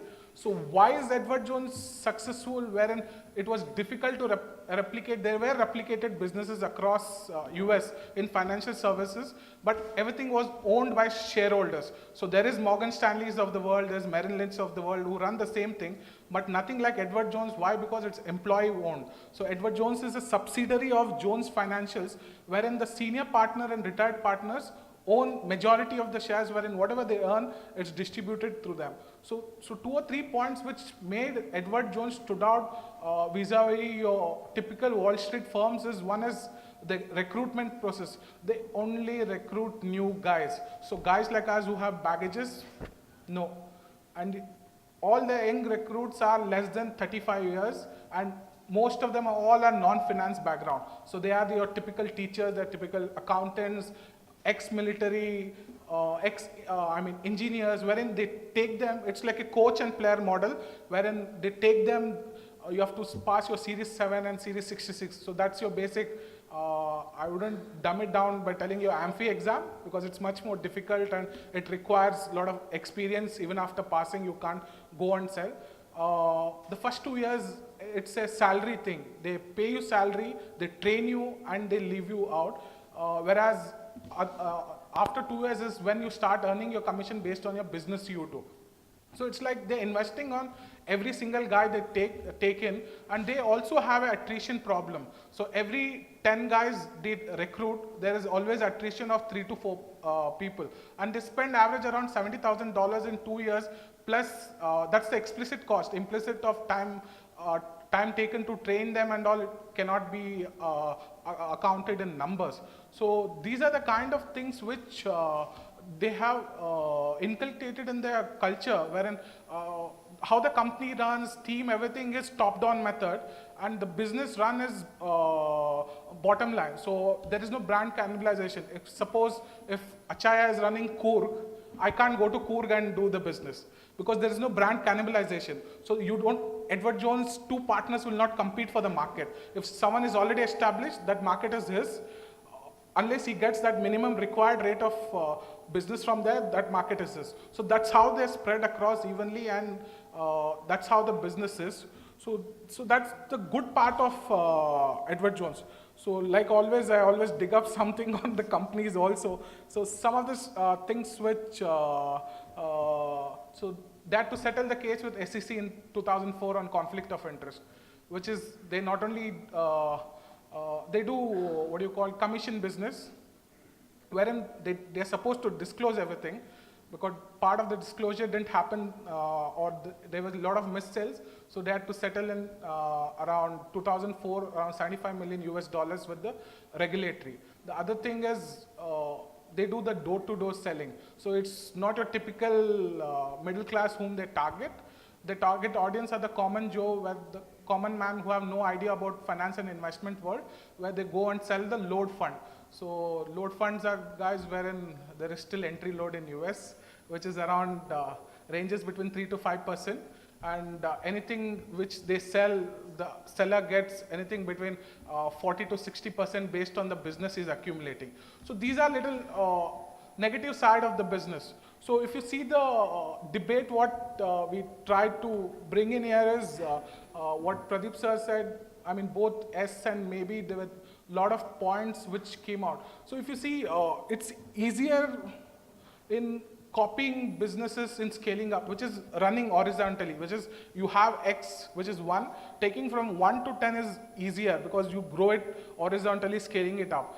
But I feel with a lot of others offline discussion is, for a model like Edward Jones to run in India, all the partners or all the guys who are running the firm has to start from a clean slate. So they shouldn't have any baggage wherein you already have an existing business. It's very difficult to transit. So something like Amul, wherein guys who are already enlisted with Amul, they can't go sell outside the milk. So all the interest is aligned to the same way that, like, if you are in this business, you are in 100%. Not that you are in NJ, you are in IFASH, you have RIA and also brokerage. It doesn't work like that. And the other way is growing vertically.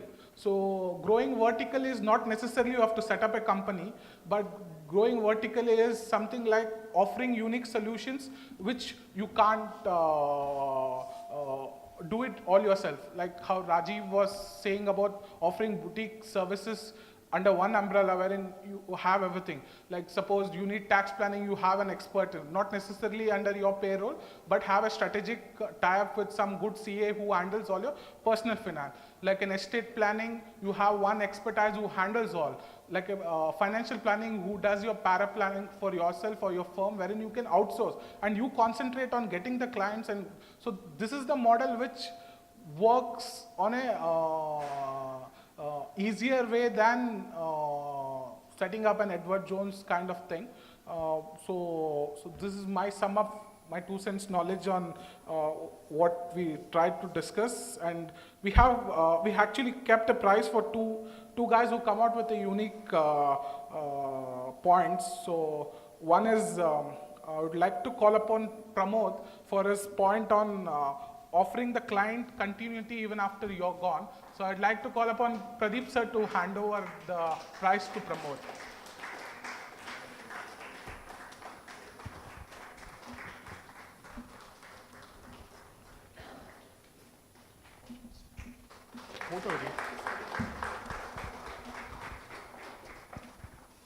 Pradeep sir, stay. Call upon Rajiv Mehra for his point on boutique or services or expertise.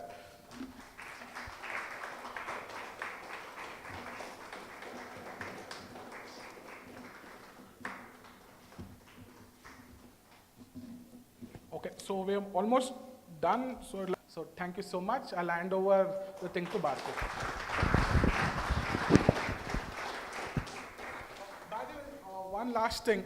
So today we crossed one more milestone. We hit 500 followers on Twitter. So thank you so much. Thank you, Jayanth. I request Saurabh, Pradeep sir, and Jayanth to be on stage here, and request Secretary Mr. Suresh to come over and hand over token of appreciation to these people. Especially Saurabh has done a lot of work on this subject. I give credit, big credit to Saurabh. Thank you, Saurabh, for fantastic job.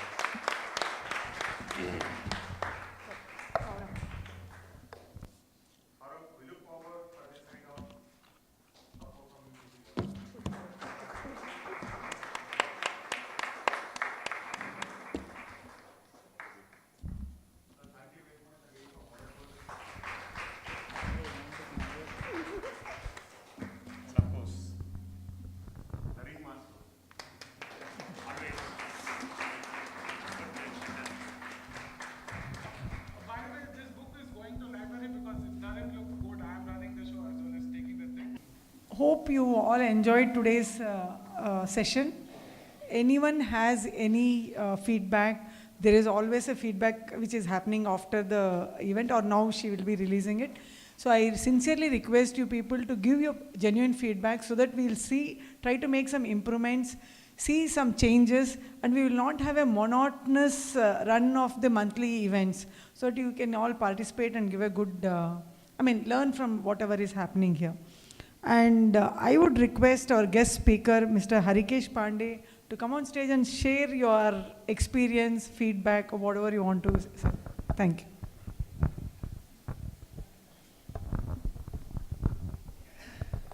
Well, good evening, everyone. And first of all, thank you so much for inviting me here, Jayanth, Yuvraj, and all the members over here. It's been an honor to be here, and I'm feeling that I would have missed something had I not been here and gone through the proceedings over here.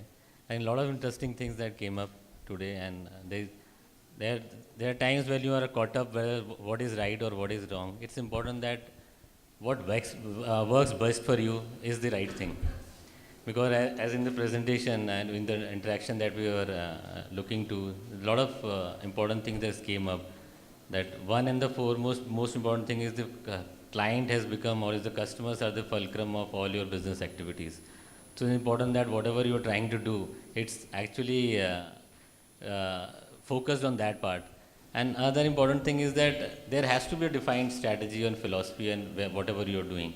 And rather than defining, it's all the more important that you follow it strictly, because there are a lot of noise around at different points of time. So a lot of questions being asked when something doesn't go well as per your strategies or as per your philosophy. And if it doesn't do well, it is more important that you stick to it because you believed initially into it and you wanted to do it the way you are doing it. And see, what ultimately happens is that there is no the best or the right strategy to work and right way to go about it.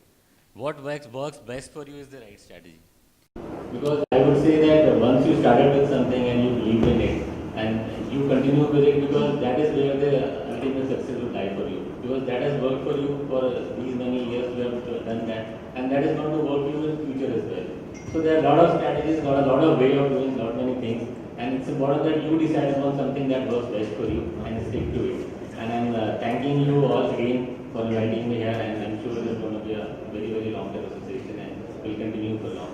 And we'll keep on adding value to each other and help each other in building this platform and building this association in a bigger way. Thank you so much, all of you. Thank you.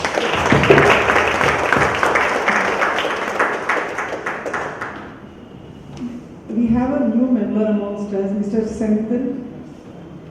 So I request you to come and introduce yourself and share your experience. So I've not been attending meetings for the last 2 years. Just rejoined this group. I'm Senthil. I work as a private banker at Citibank. Thank you.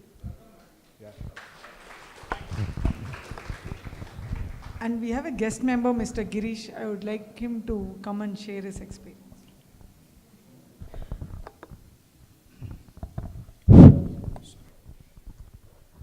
Hello. I will not take much time. I hope many people know me on the other side as well. I was working in the mutual fund industry for some time and I was coordinating with people. I hope maybe at that time I might have added some values or not, I don't know. But now I am on the other side as well. Now I'm really knowing what is happening on the other side when I was looking at this side, right? So now I'm with you people in this side. I think we need to look at in a bigger prospect. whatever we are all thinking is in small numbers. Today, demonetization happened. I think this thought, somebody might have looked at 5 years before, and this thought would have been in the right place. Demonetization would have made a lot of money for everyone today. I think I was looking in that way. Demonetization happened, assets grown up. We are all sitting again here. Who has made money? How much assets grown? We really don't know. And we are all working very hard. I think, right? I think we have to put the right efforts in the right place. We'll still grow faster. I think whenever you give an opportunity, I'll add some values here and there. Thanks for giving an opportunity to talk to you. I worked in the mutual fund industry earlier. Thanks. Ms. Naveen to come over and take it forward.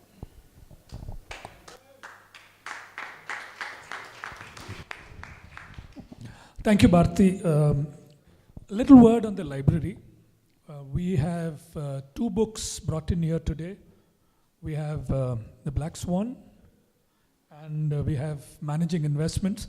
Rather coincidental, I thought that one book has been contributed to the library by Bharti and the other is my contribution. Please pick up a book. If you have to fight for it, fight with Shalini. We are looking at when we build up a little bit of muscle, we'll bring all the books here and distribute them. That is the plan from the AGM. We have a bit of a disappointment in the last 1 month. Last year, we had a Skype with Richard Thaler, and that man went on to win a Nobel Prize. We had a chat with Morgan Housel this year. He's not yet won a Nobel Prize. But we've had chats with geniuses last year, in July, and again today. Saurabh, thank you for bringing absolutely amazing talent, the genius to our stage. Thank you very much. Saurabh has actually been looking forward to this for a long time because of his very close association with this firm. And it's been great to have seen these 2 clips today. Pradeep sir, Mr. Hattangadi, thank you for, as always, making things fun, getting people keyed up a little bit. He does that very well. Jayanth, the word used by Bharti was authentic. Thank you for, what is the thing about those stoned Avengers? 5 stones, is it?